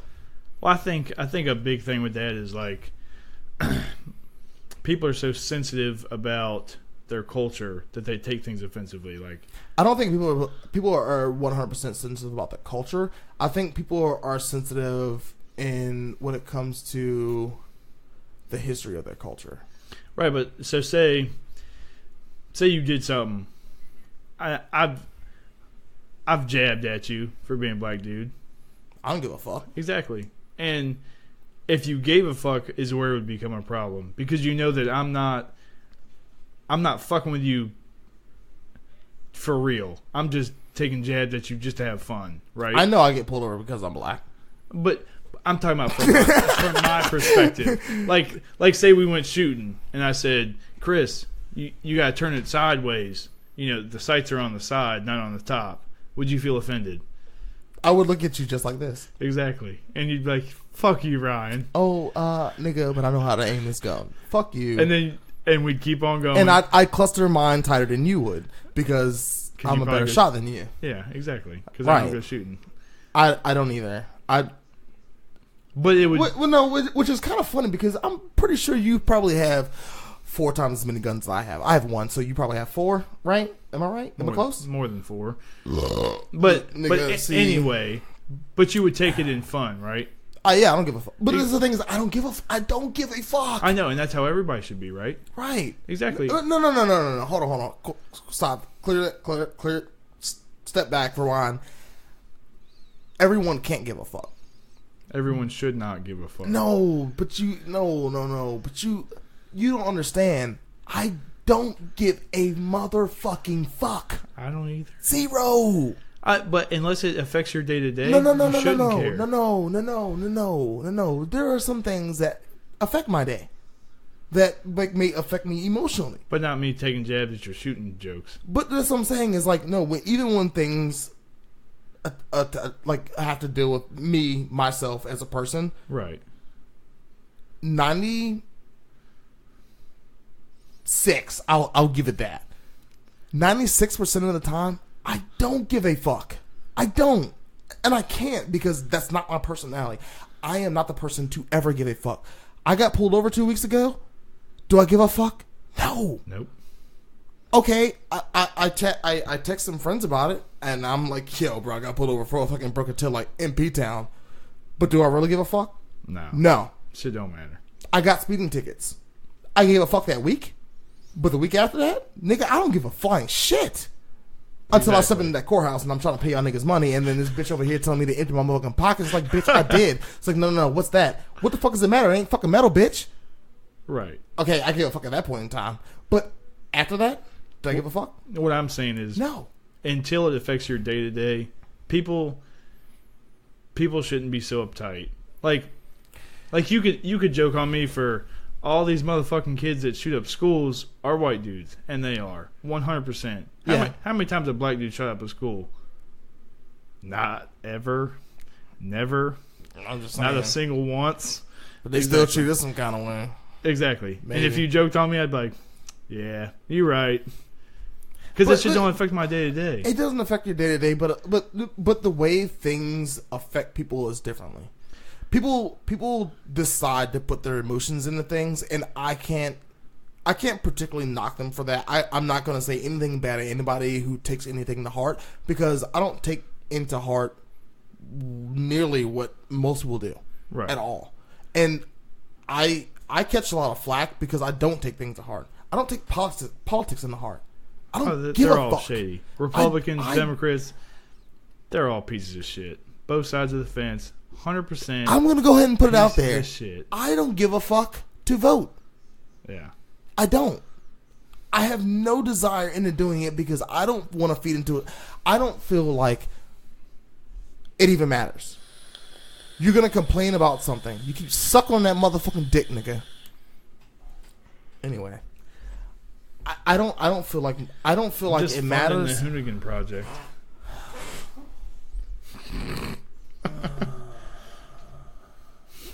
Anyway, I just don't feel like my time, my energy, my emotions, and my heart change anything. Need to go no. Just need to go into anything that doesn't matter. Or anything that doesn't work. It doesn't work. No, it never has, and it never will. I guess having kids changes it too, because you're for the welfare of your kids, right? If it don't affect my wife or me or my kids, I don't give a fuck. But I feel like a lot of things affect your kids, unfortunately. And like a lot of things that we do now definitely affect your kids. But some of that shit I have no control over. Right, but when you play just the tiniest part into it. I guess. And I'm not talking about like even politics per se. I'm just saying anything. Recycling. No. Even if it is a real thing or if it isn't. People believe that it isn't. Even if it's I don't want this to end up in a landfill. I want to make the smallest carbon trail that I can. So I'm going to do things in a certain fashion. Okay, well, hold on. Let's talk about recycling for a second. So the whole world is trying to go green, right? Trying to collectively. But the thing is, I'm saying collectively. I understand collectively, but the way that we are going about it is fucking retarded. Well, I'm saying the idea. I understand the idea, but do you know what the real idea part of it is? Ride a bike. Well, no, I know. First and foremost, ride a fucking bike, stop driving. It was what they present to you, right? So, but they present as shit. Okay, I know. I agree. However, let's say at surface level, what they present to you is recycle your cardboard, recycle your plastic, blah blah blah, right? But here's the thing, and surface level, I hope what I put in that recycling bin actually does get recycled. I know, and that's what I'm getting at. So hold on. Go ahead. Go ahead. Okay, so at surface level, it's recycle your cardboard, recycle your plastics, blah blah blah, your newspaper, this, that, and the other. Mm-hmm. Not dirty shit, but all the clean stuff. Okay, fair enough. Okay, and now so manufacturers are being pressured to make more recyclable packaging, right? Yeah, to use recycled packaging. Okay, which then why the fuck do they only come once every 2 weeks? because they already know most people don't recycle. Exactly. And that's the thing. So, but the thing is, we're only talking about this area. No, I know, but I can't speak for the rest of the country because I don't live there. Right. That's what I'm saying. It's like, so we know in this area they only come once every 2 weeks. Right. And what I'm saying is they push and push and push and push and push. It's like, okay, well, trash comes once a week. Mm-hmm. Recycling comes twice a week. In theory, the packaging, which is supposed to be recyclable, is what you're getting rid of, right? And then the contents of what is inside of what is packaged should be consumed. Should be consumed. So in theory, the trash should come once every 2 weeks, and the recycling should come every 1 week or every week. But at the same time, you also have to go on the trends of people. So if you're going, I know, but that's what I'm saying. But let's just say they started 100% fresh. They were going to wipe it clean. They're going to say, hey, look, we're gonna start on this day. We're going to do week for week, both of them on the same week. But when we're getting to the point of we're like, okay, so we're only getting half recyclable, full trash. Why would we come out for half recyclable when we can just wait another week and just like, okay, so now we're getting full. All right, we'll do full recyclable and we'll only come. Well, I guess. So it's everybody's responsibility, but right. I guess for us, which obviously isn't the same for every household. Yeah, we blow through recycling 1,000% quicker than we do trash. Right, and I'm sure, and knowing your wife, she's very ethical with trash and lifestyle and whatever. So, yeah, I burn more shit because I have to get rid of it. I can't have just my fucking yard piling up with boxes and whatever. Dude, now you're polluting. Well, I gotta make a fire. You're polluting though. Well, sorry about your bad luck. I'm not talking about the trash you're burning. I'm not talking about the burning wood, but I'm just saying. I'm gonna take a 2-second break to get some beers at that fridge. Mm-hmm. All right, so back from the break. So are you recycling or no? We recycle some. Most of the time on the weekend, we got people over. I go scavenging through the recycle bin for some shit to get a fire started. But for the most part, we ain't tossing it in the trash. We're trying to recycle. If they came more often, they'd get more of it. But like I said, I feel like a lot of people don't realize how much they can recycle. I think it's hit or miss. I've seen several things where it's from these recycling centers, and they say that people think they can recycle more than they can. So I think it's on both ends of the spectrum. I think if they were more clear about what they wanted you to recycle, they would get more, because I think that people recycle shit that they can't recycle, and it contaminates recyclable things, so which all have to be trashed. I mean, I think if you just look on the packaging and you look for the triangle with the circle with the arrows around it, that tells you if it's recyclable or not. Right, it's just that simple. But then when people put non-recyclables with those recyclables, it's because they're morons. Right. Well, however, in other countries, I've seen. Granted, you would have to have better public transportation than the U.S. does, but you can pay for your train tickets in like bottles or other recyclable goods, and it pays for your public transportation ticket for the day, which is kind of a neat thing. Where's this? I've never heard of this. I've seen it in Japan. Not personally. I think they're a lot more forward than we are, though. Oh yeah, as far as progressively. Yeah, I agree. And I'm not saying that we're left in like the old ages, but I think we are, because there's so many areas and so much different terrain that we have, to where just resources aren't as prominent in one area than another. Well, if you think about it, Japan is predominantly everything is imported, so they worry about what they're using and how they use it and how they get rid of it better than we do, because we just have this vast land of resources to either dump it or we don't have to import as much as they do. And not only that is you look at Japan and it's this their communities are a lot tighter. Oh yeah, to where you go from community to woods, nothing, few people here and there, to community, woods, here, nothing. Whereas here is like, okay, you have these big metropolitan areas, but then you venture out and there's people just spread about within thousands of miles. Oh yeah, I mean, if you think about it, America is predominantly only settled on the coasts. Yeah. I mean, you have large cities like Chicago and Cleveland and still kind of close to the coast though. I mean, they're inland though. They're not on the ocean kind of side. close, but not far. Right, but the middle of the United States is still nothing. Yeah. Whereas all of Japan is, it's all built up. Yeah.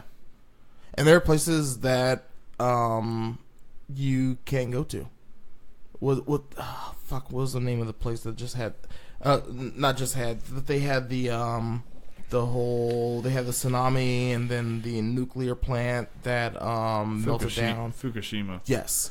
And the thing is, people don't understand, is like, no, they're still dealing with that.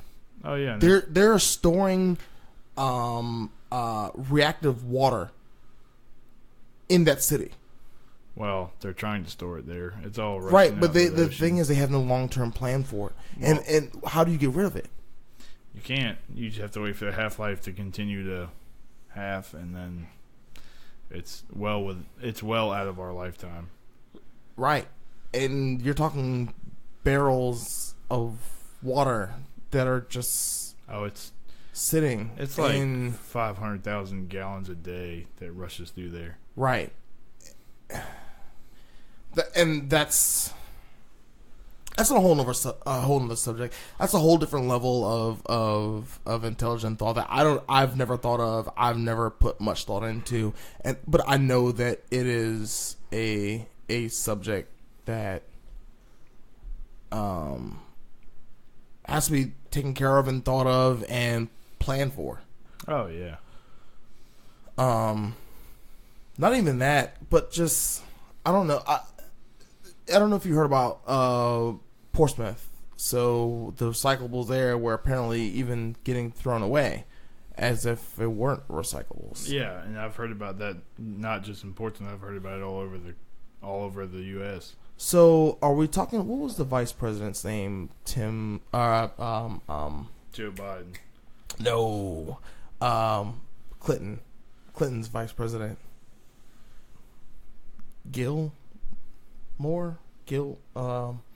Fuck. What was his name? I'm not sure. I can't. He said recycling was a scam. Still sucking that fucking motherfucking thing. Do you just have to, bro? Just have it. You sucking that grape vape? It's a grape? It's not grape. Wow, that's a shame. It's starting to get burnt, so it's about to be put away here in a minute. Car Show Vapes. You should follow them on Facebook. They're fucking hilarious. If you don't know about Car Show Vapes, I have not seen that. Shout out to Car Show Vapes on the Instagram.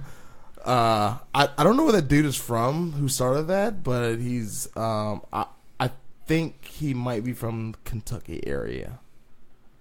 So is it all fucking Carolina squat trucks?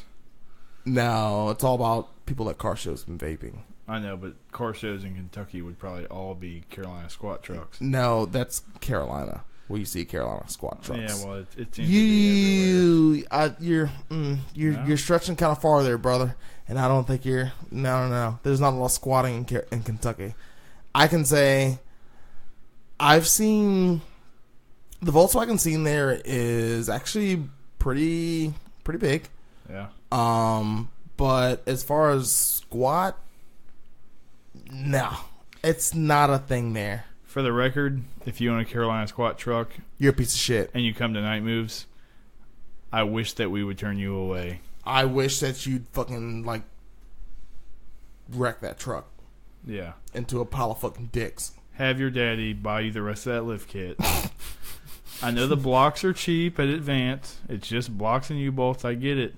That's how I lowered all my trucks. However... No, but they're lifting the front. and keeping the stock rear. Oh yeah. You're right. You're right. The rear stock. Excuse me. Yeah, you're right. Yeah. No, they're fitting into the market, but only halfway. They're probably just dropping the rear because the front shit's the expensive shit. No. They're lifting the fronts, dude. There's no way that they're dropping the rear and lifting the front. That is, if you're doing that, you're a piece of shit. Either way, I think fuck them all. If I have any friends that squat trucks, I seriously want to punch you in the fucking dick. Because I fucking hate you. I hate you with a passion. Because you're doing things that are opposite. Opposite of things that are intelligent. What is the purpose of squatting a truck? There's no purpose at all to squat a motherfucking truck. What are you doing? You're looking like a dog that shits. Vulnerable, and you're looking at me weird because I'm watching you make stool. So it's like the opposite of least likely to succeed. No, it's most likely to fail. I mean, but that's least likely to succeed. I know, but it's more to the point. But no. How about this? Least likely? No, you're not going to succeed with your truck looking like that. If I were in management position, which I will never be because I'm black, but if I were a manager and I saw you pull up in a truck like that, I would automatically think, great, you're a fucking asshole. You are an asshole. Why? Because you can't see shit with your headlights on because they point up to the fucking sky. Oh, I agree. 2, what are you doing with your life? Your truck is useless. Useless. You should own a Jeep. Because what is it? I'm not going to say it's 100% useless, but you can't put shit in the back. You can't put shit in the back. If you got 2 kids and got a 2-door Jeep, what are you going to do with your groceries? Put them in the trailer that you own? Oh, yeah, I forgot. You got to have a trailer that owns a Jeep. That's the only way it's useful. So what would you say to people that bitch at us for having them low-ass cars that scrape? Fuck you. I agree. My car scrapes if I hit a bump that's big enough. But I don't give a shit. Like, it's not that big of a deal. It doesn't scrape all the time. I agree. I hate when people get all... Do you think it's the only thing I own? Why do you drive cars that scrape on speed bumps? Why do you give a fuck? Yeah. I'm scraping on the speed I bump. guess, but you know what? At the same time, it's like, at the same conversation, it's like, what do you own the truck that squats? Why do you give a fuck? You're right. I guess. Because, nigga, your headlights are fucking too fucking high. You can't see shit. Why do I give a fuck? Because I'm not trying to have you wreck into my shit. That's why. I can actually see with my headlights. How about yours? I guess the same argument goes for when I stretch my ears way out and I got, what are you going to do when you're 60? Good question. I don't know. I'll see when I get there. I don't give a fuck. They're earlobes. But same with tattoos. Or what am I gonna do when I'm 60 when I have a tattoo of fucking Richard Pryor on my leg? I'm gonna get it touched up. I'm gonna be thankful that I'm still alive. Oh no, I'm gonna get it touched up. Yeah. Because people are gonna ask, yo, who is that? It's Richard Pryor. Who's Richard Pryor? Well, do you like things that are funny? Yeah. Okay, we'll go watch a Richard Pryor movie. Right. And you'll see where it came from. You'll see all the jokes that have already been said before. Richard Pryor said them. Right. He had already said that shit. You think nigga is a new thing? Do you think the whole white people voice is a new thing? No. Richard Pryor did that shit back in the 70s, dog. It didn't come from nowhere. Right. So, there it is. There's a little history for you. And, I mean, unfortunately, I can't wait for Eddie Murphy to die because then I'm going to get him tattooed on me, too. I'm going to tell him that shit next time I see him. Good. I would get Charlie Murphy, but he... unfortunately, I guess he just wasn't famous enough. I don't know. Charlie Murphy was a funny guy, though. CB4 was an awesome movie. Did you watch CB4? I don't think so. You're fucking up. Most, DJ Trons, you're fucking up. Most movies, if you ask if I've seen them, I ain't seen them. Why? I don't watch movies. I don't watch movies either, but you should see CB4. CB4. I ain't seen Cell Block 4. That's what it stood for. Can guarantee you I ain't Charlie Murphy was in that movie. So was Chris Rock. Fuck. There's some other good actors in there as well. But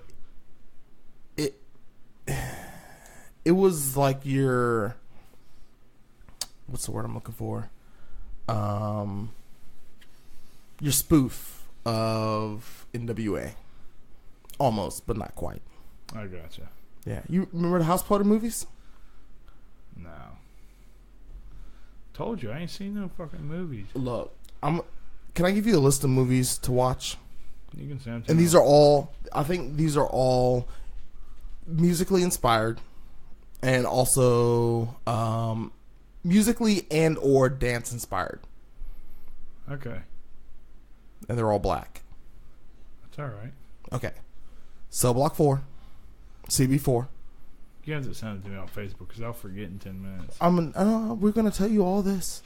We're going to tell you all this on the podcast so you can listen to it again. Okay. So Cell Block 4, Breaking, Beat Street, stop sucking the motherfucking dick, nigga. Suck with the 2 C's. So Breaking, Cell Block 4, Beat Street. Fuck. Man, there's some other good ones too. I know there's more good ones than I know that other than that. But I'm gonna tell you to watch those 3. CB4 is not child friendly, but Breaking and Beat Street they're a little child friendly, so you can watch them. Breaking you can definitely watch with the kids. Alright. Beat Street, maybe not. But they're older movies. But they are a good watch. I would definitely recommend it. Maybe they might trigger some, mixing some old school music with some of your new school shit. Maybe get you to mix up a little bit of shit, Might inspire me to play some new shit. Yeah. I feel like Beat Street would definitely kind of fit your mold a little bit. And I think you could mix a lot of that shit. You could mix in some of that stuff. And Is it shit most people know? No. No. But it's good shit though. Yeah. If you've seen the movie, you know what the shit is. Okay. It's that great of a movie. See, the problem I have is most of the events I DJ now, they got to be kid friendly. So You're playing the shark, the baby shark. yeah. and some Kiki, do you love me? Oh, Kiki, do you love me? My jeans are tight enough I can do that. No, it's just I just don't get to play the party stuff. So I mean, you're at a car event and it's kind of for everyone. Yeah, so it's a family friendly event. So I'm not upset about it. It's just when you get to play an unfiltered event, it's more for the music than trying to watch what you're playing. It's more fun. Yeah. So do you come with a playlist kind of like beforehand, or an idea of what you're coming up beforehand, depending on the kind of event that you're playing, or no? So like for night moves, I have a folder that's mostly clean stuff. I can play stuff that's got some cussing in it, but you don't want to play nothing that's pretty foul. Yeah, you don't want to play something too out there. Yeah. So I play that, and then towards the end of the night, you can go, something with a little dirtier, just because most of the kids have gone home. It's more the adults left. Yeah. However, like I used to play at Venue 112 every week. Right. I went taco night the other day. You went for taco night the other day? They got some banging ass food, dude. I'm sorry to get off topic, but the pulled pork tacos. Yeah. Man, that shit was on point. Yeah, Ryan and his team make some food in there. So these are these are the guys that came from Tubby's? No. Ryan Bishop is one of the owners. Oh, okay. So the guy, a lot of the guys that when Tubby's closed went to Venue. Okay, so and they're over there now. And so when I was playing there, Ryan was just a bartender. He's now a co-owner, and then Mike Sanders. Most people know him as Mike Nagger in the car community. Yeah. He was bartending there. John Lindsay was one of the owners. I don't know the other owner, but I was playing there during the week. But so, yeah, their food's awesome. It was fun playing, but I was playing till 2, and I had to get up at 4:30, 5 o'clock for work. Yeah. And it's all the way on the south side, so. That's too much. It was just too much. Yeah, no, I understand that. You got too much going on, especially with kids and whatnot, so can't be working 24/7. All right, so yeah, you were working at venue 211, 24/7, fucking till 2 o'clock in the morning. Then waking up at 4 o'clock in the morning. I don't know how you manage that with kids. Yeah, so it didn't last real long. It was I did it for 3 or 4 months, and then it was just it just wasn't working. So I shut that down. I didn't DJ for a while, so I started doing the Sumo Speed night moves once a month. Big car club meet out at the Sportsplex. So once a month we get a big get together, bunch of cars, a bunch of people, different vendors every time, food, beer. Oh wait, beer? Where? Oh, there's beer. Where? They sell beer. I wasn't aware of this. Yeah. Okay. I want to be there for the beer. Right behind the booth. I think Big Ugly needs to make a appearance. I'm just saying.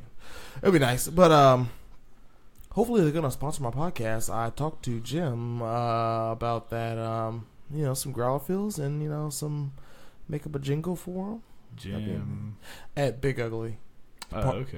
One of the part owners of Big Ugly. Okay. I met him back in 2000 something, man. I knew his daughter from Forever 21 when I used to work there, and I went to her graduation party at her parents' house, who I eventually met Jim and Michelle, who are part owners of Big Ugly Brewing in Chesapeake. And I I mentioned to Jim about being a potential sponsor, but just free growler fills is all I wanted. Hell yeah, I could live with free growler fills anywhere. Yeah, say, hey man, give me some free growler fills and some glasses and some a handful of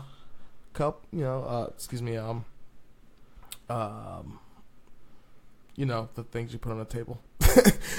Beer glasses? No, the coasters. Yeah, okay. A handful of coasters, and I'll shout you guys out on the beginning and end of the podcast. I can live with that. He was like, yeah, we can do that, but I just haven't put that set in stone yet. And I mean, I kind of talked to him. I still feel like I want to bother him. Right. I don't want to seem bothersome.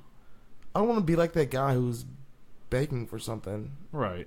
I mean, it's not that I'm begging. It's just, I don't know. I like them. I support their business. I support what they're doing, and I think they're doing great for themselves. And not only that is, most people know that Jim and Michelle both still work full-time jobs.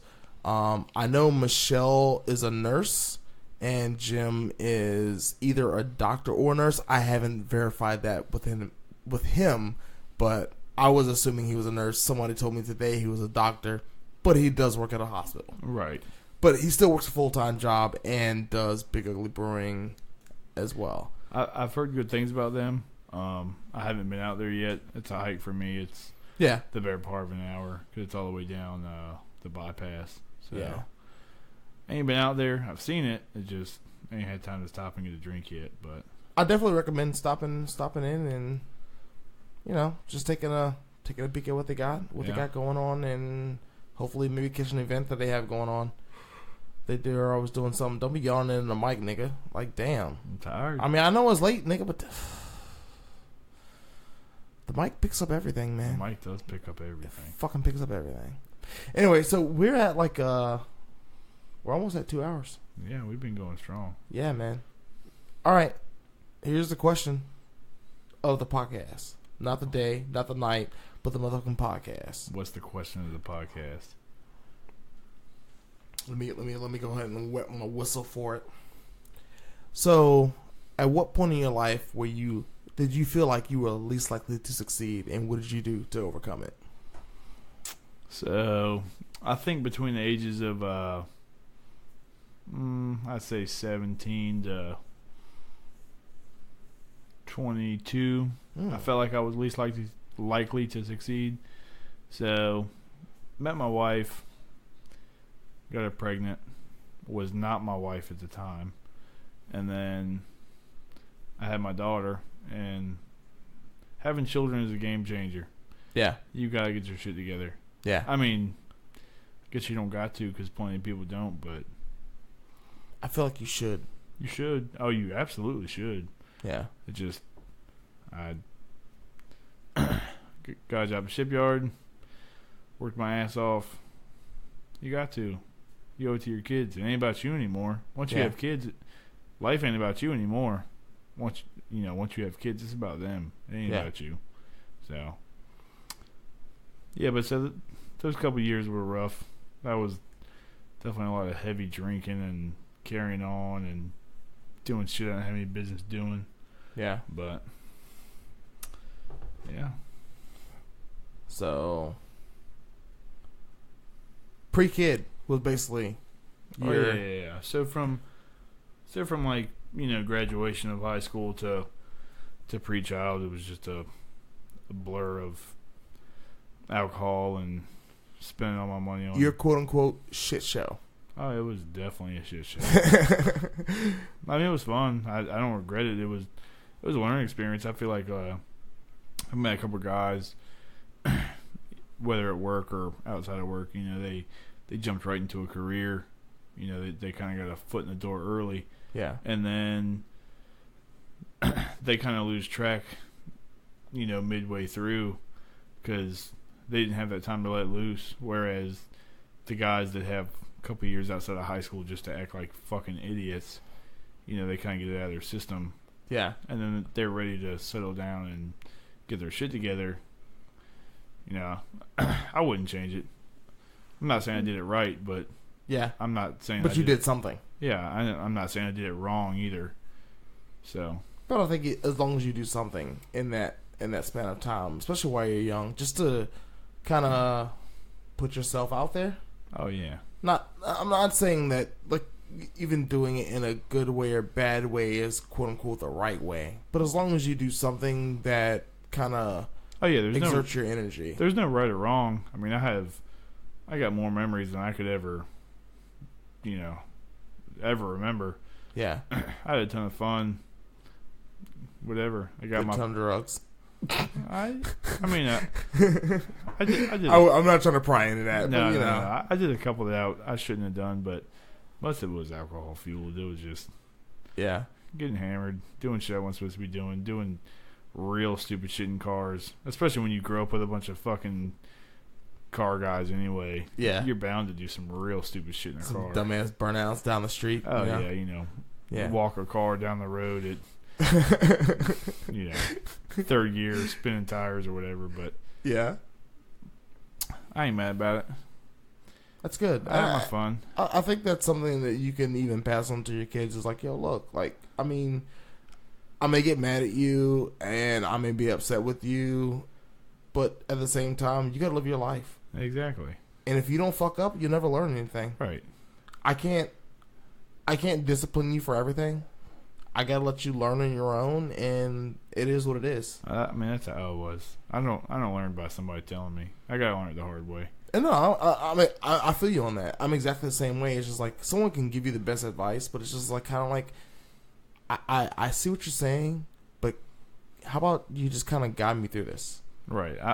Even if you're not taking the helm. Like, no, let me take the helm, but just kind of. You can tell me 100 times, don't rock that dude at the bar. Until I hit that dude in the face, I ain't gonna learn. I ain't gonna learn. 100%. I'm not that hard headed. No, I got this. Nah, I'm gonna rock this dude, yo. Watch this. I'm gonna prove y'all bitches wrong. Hold my beer. Oh shit. Send it. Exactly. Oh shit. Still gonna send it. Exactly. I mean, and given that, I mean, think about that. Like, here's my thing. Here's my challenge to you. Since you have kids and I don't, and I probably will never have kids because I'm living single life 24/7. Give your kids that room. Oh yeah. Let them experience things that, even though you don't agree, like, nah, I gotta let you do this on your own. So I'm just gonna act like I don't even know. I mean, if I caught my kids doing like some real out of line shit, I'd stop. No, by all means. But like, you You want to drink them 10 beers in an hour and you're 15? All right. Have fun. Don't let me catch you. No. I'm going to watch you puking in the yard. I'm going to catch you. Yeah, no. You're going to be the one miserable in the yard. I can drink 10 beers an hour. You can't drink 10 beers in an hour. But I would say it's more of like along the lines of, your kid's lying to you. Let them. But then when shit comes down the wire and shit goes wrong because it's going to go wrong, I'm gonna let you suffer the consequences. Oh yeah. And then when the shit comes about, it's like, remember what I told you, right? You know that I am right. I was right from the get go, and you didn't listen to me. So I'm not gonna punish you because you've already been punished. There's no punishment needed beyond that. The funny thing is, like, my mom was wild as shit when she was younger. Rena's mom was wild, but we still both got away with a ton. Mm-hmm. There ain't no cards left. You ain't gonna get away with shit with me. Yeah. Or Rena. Like, we've done it all. But that's what I'm saying. Is like, you've done it all. So when they come to you with excuses or lies, and you see through it, you just kind of gotta let it go. Oh yeah. Man. Because you and I think people think that you want your kid to be better than you. Oh yeah, but that doesn't mean your kid can't go down the same road that you did. Oh no. And at the end, when it's learning time, when they're like, "Fuck, man, I fucked up," they're more willing to listen then after they fucked up than before they fucked up. I know, and see, I don't want my kids to be better than me. I don't want them to be drug addicts. I just want them to be happy. But I think my ideal parenthood is I want you to be at my age where I am. I want you to be further along than I was. Yeah, but that's all. Ideally. No, but I mean that's subject to who's looking at it. Because you as a parent. Only as you as a parent. Ultimately, what it boils down to is when you say it is financially, right? Well, you say financially? Yeah. Not really. You want them to be further in their career or have more money in their 401k or, right? You did all the. I want you to do the things that I wish I could have done at your age. Not saying that. Oh, I wanted to own a business and you should own a business. No. We're not saying that. But I want you to be in the mentality of, if I did want to own a business, I could, but I don't. But instead, I'm going to do this. I'm just saying, life is subjective. It is. Everything in life is so subjective. So, and people just thinking that it's not. If you're happy with having less but traveling more, which is not what I want. So, and that's the thing. So, if your kid, if Reagan, when she turns, between the ages of 19 and 22, she's been to 10 different countries. She's already further than you. Oh yeah, because but only if it makes her happy. But that's what I'm saying. It's the part of happiness and being. You've done things that I wish I could have done when I was your age. I wish I could have traveled. I wish I could have done this. I wish I could have done that. Right. So you instill these things of just the little bit of wisdom to them to be further along than you were, and they're like, "Damn, I'm glad my parents told me that." But happiness wise, not financially wise. Happiness, wealthiness. No, but I'm saying financial. If financial is what makes you happy, that's fine. But I don't want you to be farther along than me financially, be miserable to do it. That's what I was saying. I wasn't saying financial. I wasn't meaning 100% financial. But a lot of times those two are synonymous. Is you're further ahead because you have more money, which doesn't make you any happier. Mm-hmm. But a part of that is because I want you to be in a mindset of where you're putting everything in line for yourself. You're never going. When you're 65 and you can't work anymore, you're not fucked. No, I agree that financial has something to do with it, but I don't want my kids to be so focused on just money that they don't sit down and ever enjoy anything. No, but that's the part of life that I think people will miss out on is the enjoyment of life. That's what I'm saying. Is I don't want you to be so consumed with making money that you don't enjoy when you're not making money. Right, and even then, and the fortunate part of it is to enjoy life, you have to have some money. Oh yeah, you do. You have to have That's part of it, for right, sure. To be able to travel, to be able to enjoy. Like my grandfather, dude, never ever stopped working. 100 hours a day. And it sucks. And it does. Fucking sucks. But that's what made him happy. He just loves to work. But then you ask him that question, it's like, have you ever thought about going to another country? He doesn't want to. He just wants to go to work. That's how he was raised. It's just been instilled in him since day one. That's a hard life, man. It's not, because it doesn't bother him. I mean, to me, oh yeah, to us, it's like, fuck that. And to him, it's like, I'm ready to go to work every day. He works, so he works at Centera, and they're allowed to do double shifts. Yard, you ain't doing double shifts. He'll work 16 hours a day, any day you ask him, no problem. He loves to go to work. I'm like, I don't know how you do it. I don't hate going to work, but I don't. Here's the thing: is like I want to work. I don't mind. I don't mind working, but I want to live. Yeah, exactly. I want to experience shit. Yeah. I want to meet people. Like I want to have conversations with people. I want to, like, what kind of food do you eat? That's my number one thing. If you're talking about culture, like, bro, let's have a fucking meal. Oh yeah, food is definitely like the biggest variance between cultures. Right. So like you instill to your kids like, hey, there's fucking cultures out there, bro. Just go sit down, have a meal with these people. You know what? You could meet some of the worst people you ever met in your life, but you know what? It's not that bad when you're sitting there having a meal with them. Oh yeah, especially because all other cultures take food like way more seriously than we do. You know, dinner will last 3, 4, 5 hours. Yeah. Whereas we're like, let's scarf this shit down in the next 10 minutes and be about our way. Yeah. It's not, I mean, I'm 100% guilty of that shit. I hate that. I can't help it. if someone sits there, you go to someone's house and they're cooking you a meal for whatever reason, even if you're just visiting, whatever. No, I want to know, what are you doing? What's going on in here? Why do you do this a certain way, and why do you not do it a different way? So is this a cultural thing? Is this a family thing? Is it like, why? Bro, I got all the questions. I have all the motherfucking questions. Right. Let's find out. And you might gain something from it. You might gain a business idea out of it. You don't fucking know. Oh yeah, you're right. Because you don't know what you're going to get out of it. Exactly.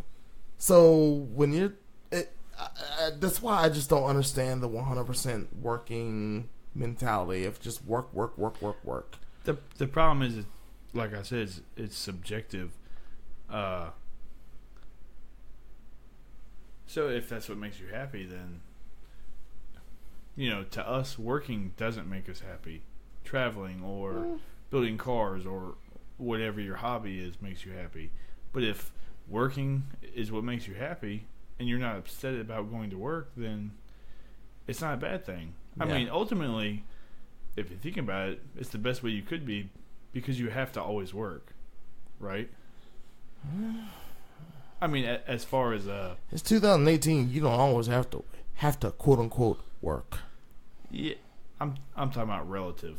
Like we gotta go to work, right? You gotta do something. So if you can be pleased with going to work, which I'm not, I'd rather stay home. Yeah, but I gotta go to work, so I gotta go to work. Whatever. Yeah. But I mean, if you could just love to go to work, then ultimately it would make you happier. You know what I'm saying? Yeah. I don't want to be that way. I don't want work to be my life. But I mean, I get it. I do get the general satisfaction out of work. And even part time, I do landscaping. It's actually satisfying. Oh, yeah, landscaping is terribly satisfying. It is. Yeah, because you can see the finished product. Right. Which is one thing I like about the shipyard is we see a piece of a submarine completely built, ready to go, and it's hooked up, and that's it. I mean, yeah. So like, I went to a wedding earlier in the year, and so I build Virginia class submarines, and so up until April there had been no offensively fired Virginia class submarines. Yeah. None of them. There's like 20 in the fleet so far, and we're steadily pumping them out. No Virginia-class submarine up until 2018 had offensively fired on anybody. They were all brand new. Nobody shot shit. So we were at a wedding, and the Virginia offensively fired on Syria. It was a fucking humongous to-do in the news around here because the shipyard that builds these submarines and was delivered here was the first one to offensively fire on another country. So we were all, three sheets to the wind at this wedding for a guy that works on these with us. And so all of our phones go off with these fucking major updates. And, I mean, this wedding was like primarily shipyard guys, and it just was like a bloodbath afterwards. It was just like, fuck yeah. Like, this was America waving the big flag and at its finest. Like, this is the American moment. And it turns out that it was the John Warner was the submarine. It was the first ship that I ever worked on. It wasn't the Virginia, which is what.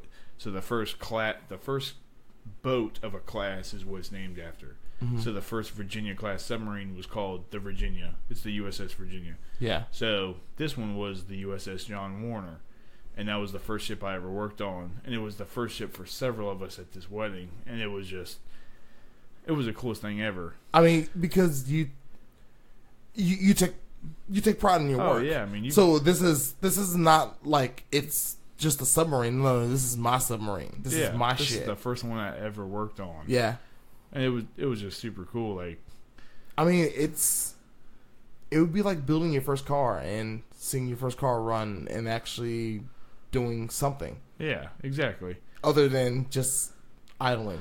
But I mean, you see your car going down the track. You're like, oh, I ran a 11.2 at. No. It's like, no. My car did that. Yeah. My submarine, ran a mission the correct way because we worked correctly, like how we're supposed to work, and all it the was pieces super fell cool. together. Yeah, it was super cool. All of us were super fucking stoked. Yeah. That's pretty cool. That's awesome. It's good to hear. I mean, like, you don't really hear too many stories about that, and that's the point of the podcast. I feel like a lot of people have a lot of interesting things to say, even success-wise, unsuccessful, whatever it is. Like, it took us 2 hours for you to drag this out. Oh but, yeah, and I was definitely I was the headline of most likely to not succeed for a long time. Right, and then next you get a text on your phone that the submarine that you worked on, the submarine that you worked on, and you played a major part in. Yeah. And it did something. Yeah. It did something that caught news and something that was a part of. It's a major morale boost. Like. Yeah. Because we build so many. We build 2 submarines a year, and it just gets so monotonous. And then it's just like, oh, let's go run the same thing again. Because it's the same layout, the same pipe, the same everything every time. It's like a puzzle. You put the puzzle together, you fucking scramble it up, you put it back together. You know, every time it's the same. And you don't ever hear nothing. It's just, oh, there's another one delivered to the Navy. There's another one delivered to the Navy. And then you're fucking hammered at a wedding, and you see, like, first ship you ever worked on killed a fuck ton of terrorists. Yeah. And you're like, that's my bitch. Yeah. That's my bitch right there. That's my bitch right there. Yeah. I built that bitch. Yeah. Like, dude, nah, I feel that. No, I feel that energy off of that. Like that's for real. Like, that shit was awesome. That is fucking dope. Yeah. That's dope shit. And like, before I worked there, I had no idea that shipyard was there. I knew there was a shipyard over here, but I didn't know what they did. Yeah, you played no part into it, so yeah, I was like, it's whatever. Just kind of. Yeah, I got hired at the shipyard. I was like, damn, they built some dope ass shit over here. Yeah, carriers and submarines, the 2 most important pieces of the Navy. Yeah, like, damn, they're doing it over here. Doing something. Yeah. Shit. So. And there we are. Damn, 2 hours and 10 minutes. I think we might have to wrap this up when Yeah, no, we can wrap this up, man. I think Start we ended again. on a good note there. Oh yeah, Especially with the submarine story. That I feel that one. that was a good one. That was a good one. That's probably the best I've heard so far. Really? Yeah. Seriously. Yeah. On some real shit. I mean, I know we've been drinking for quite a bit some time, like Yeah. tonight, but damn, that was. No, I could see the American flag waving in the background and like doing the whole. Oh, yeah, 'cause- we were fucked up. I was like, bro, did you see this? No, nigga, I saw that shit. But did you see that shit? Yo, no, I saw that shit. Did you see that shit, bro? Yo, hey, groom, yo, fuck you, bro. Did you see that shit you just got on your phone? And the funny thing is, because like everybody at the shipyard hates the shipyard. Everybody, the whole shipyard hates the shipyard. 24 hours a day. Yeah, It's just how it is. And then shit like that happens, and it's like you're all fucking brothers. It's like, this is the shit that you go to work for. It's just. but when you don't expect it, it's the best. Oh yeah, and when you're just fucking hammered at a wedding, and then you're like, yo, what the fuck just happened? Yeah, And you look on the news, and you're like, USS John Warner just killed 73 terrorists, and you're like, fuck yeah, I did that. yeah. That was just an awesome feeling. So That is dope, man. And I will say, like, even for, like we were talking about before, like the whole good job thing, that is your good job right there. exactly, like That was a good job that you never fucking expected. exactly. I was thinking about that. I didn't know if we were too far into it, but that is like that's the morale boost that you need, and it's like That's like years worth of a morale boost. oh yeah. The fact that like even like Yeah, 'cause sometimes it was 6 years later. Like I worked on the John Warner in 2012, yeah. and then in 2018 I get a fucking text message saying John Warner just killed however many people. What you think about it, it's like, oh, that sucks. All the people died, but it's like USS John Warner didn't just fire on civilians. Like, Yeah. you know, they fired on It wasn't a drone attack. right, exactly. They fired on who they knew where they were firing on. And Yeah. it's like, damn. 6 years later, I get my good job. It might take a little while, but you'll get the good job. Yeah. And that's it. Even if it's a promotion or someone's like, you know what? I know that guy does his job. Right. And I know he does it well, and I know he does it with passion. So You don't. That's not your good job. That is not the good job you probably expected. But that's a fucking good job. oh yeah, 100%. If someone's willing to speak for you, bro, I think that's well deserved. So for all of those that are listening, go get you on buildyourcareer.com. Make your resume. Get you a job at the shipyard. They pay you all right. Get you some benefits. Go make some fine warcraft. And start that 401k. And start that 401k. Need it. Everyone needs that 401k. Hell yeah. Damn. Well, it was a good one, man, and I definitely appreciate the ending. I seriously, that was probably like that was the best one so far. Well, thanks. I appreciate that, man. I knew we'd get something good out of this. Oh, like yeah. I knew it wasn't just gonna be just a podcast about fucking Ryan Herington being the DJ. No. You know what I'm saying? With some 19s. You know what I'm saying? And some 20s. And the 19s and some 20s. And some 18s. 18s on what? Subaru. Oh, we ain't talking about that though. That's why you vaping still. I got a 18-second hold on this vape, dog. Subaru's money though. I'm just saying though, you got an 18-second hold. 18 seconds. 1,000, 2, 1,000, 3, 1,000, 4, 1,000, 5, 1,000, 6, 1,000, 7, 1,000, 8, 1,000, 9, 1,000, 10, 1,000. Ah, blowing clouds, bro. Hoonigan. Yo, bro, those are straight fucking like Cumulonimbus. Thank you for completing that because I was thinking of different clouds and I couldn't think of one. Well, if you don't already, follow me on SoundCloud, Trons with 2 Z's. Oh, SoundCloud account. Oh, with the new one. I'm gonna have to get that whole the address so I can That SoundCloud handle. Follow me on Instagram, Trons with 2 Z's. I got a Facebook page, DJ Trons 1Z. They're not all quite the same because other people be biting on my shit. I'm gonna need you to buy that. shit from them.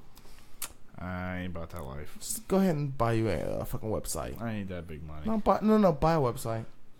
Don't. I'll tell you who not to buy it from because it might cost more. But whatever. Do whatever you do. Maybe when you start speaking in my weddings, I'll play the music. You host them. You don't want me to do that. That would be some money. I should become a priest. A priest? Yeah, just so I can speak at weddings. Just so I can just marry my niggas. You're just going like way off the deep end. No. But I'll be like the priest of the spaghetti monster. I'm right there with you. Or whatever. And we gotta eat babies. No thanks. But no, it was seriously a pleasure, man, and we'll definitely do this again. Oh, yeah, thank you for having me. Yeah, man. So yeah, follow DJ Trons on all his Instagram and fucking SoundCloud handles, and don't forget about me on Instagram. Least Likely to Succeed podcast at Instagram. Or Black Ass Chris. Whichever one you want to follow, do it. Black Ass Chris OG name. OG name, and I'm not getting rid of it, dog. Because you can't forget it. Nope. Yeah. We'll holler at you people later. Alrighty. Thank you for listening to yet another episode of the podcast, Least Likely to Succeed. If you want to reach out to me via email, my email is leastlikelytosucceedpodcast@gmail.com. My Twitter handle is OneChrisChuck. Facebook is Chris Chuck. And my Instagram is BlackAssChris. If you're using iTunes or Google Play, please subscribe and give me a review and a rating. I would greatly appreciate it. And hopefully you guys stay tuned to the next episode. And yet again, I thank you for listening.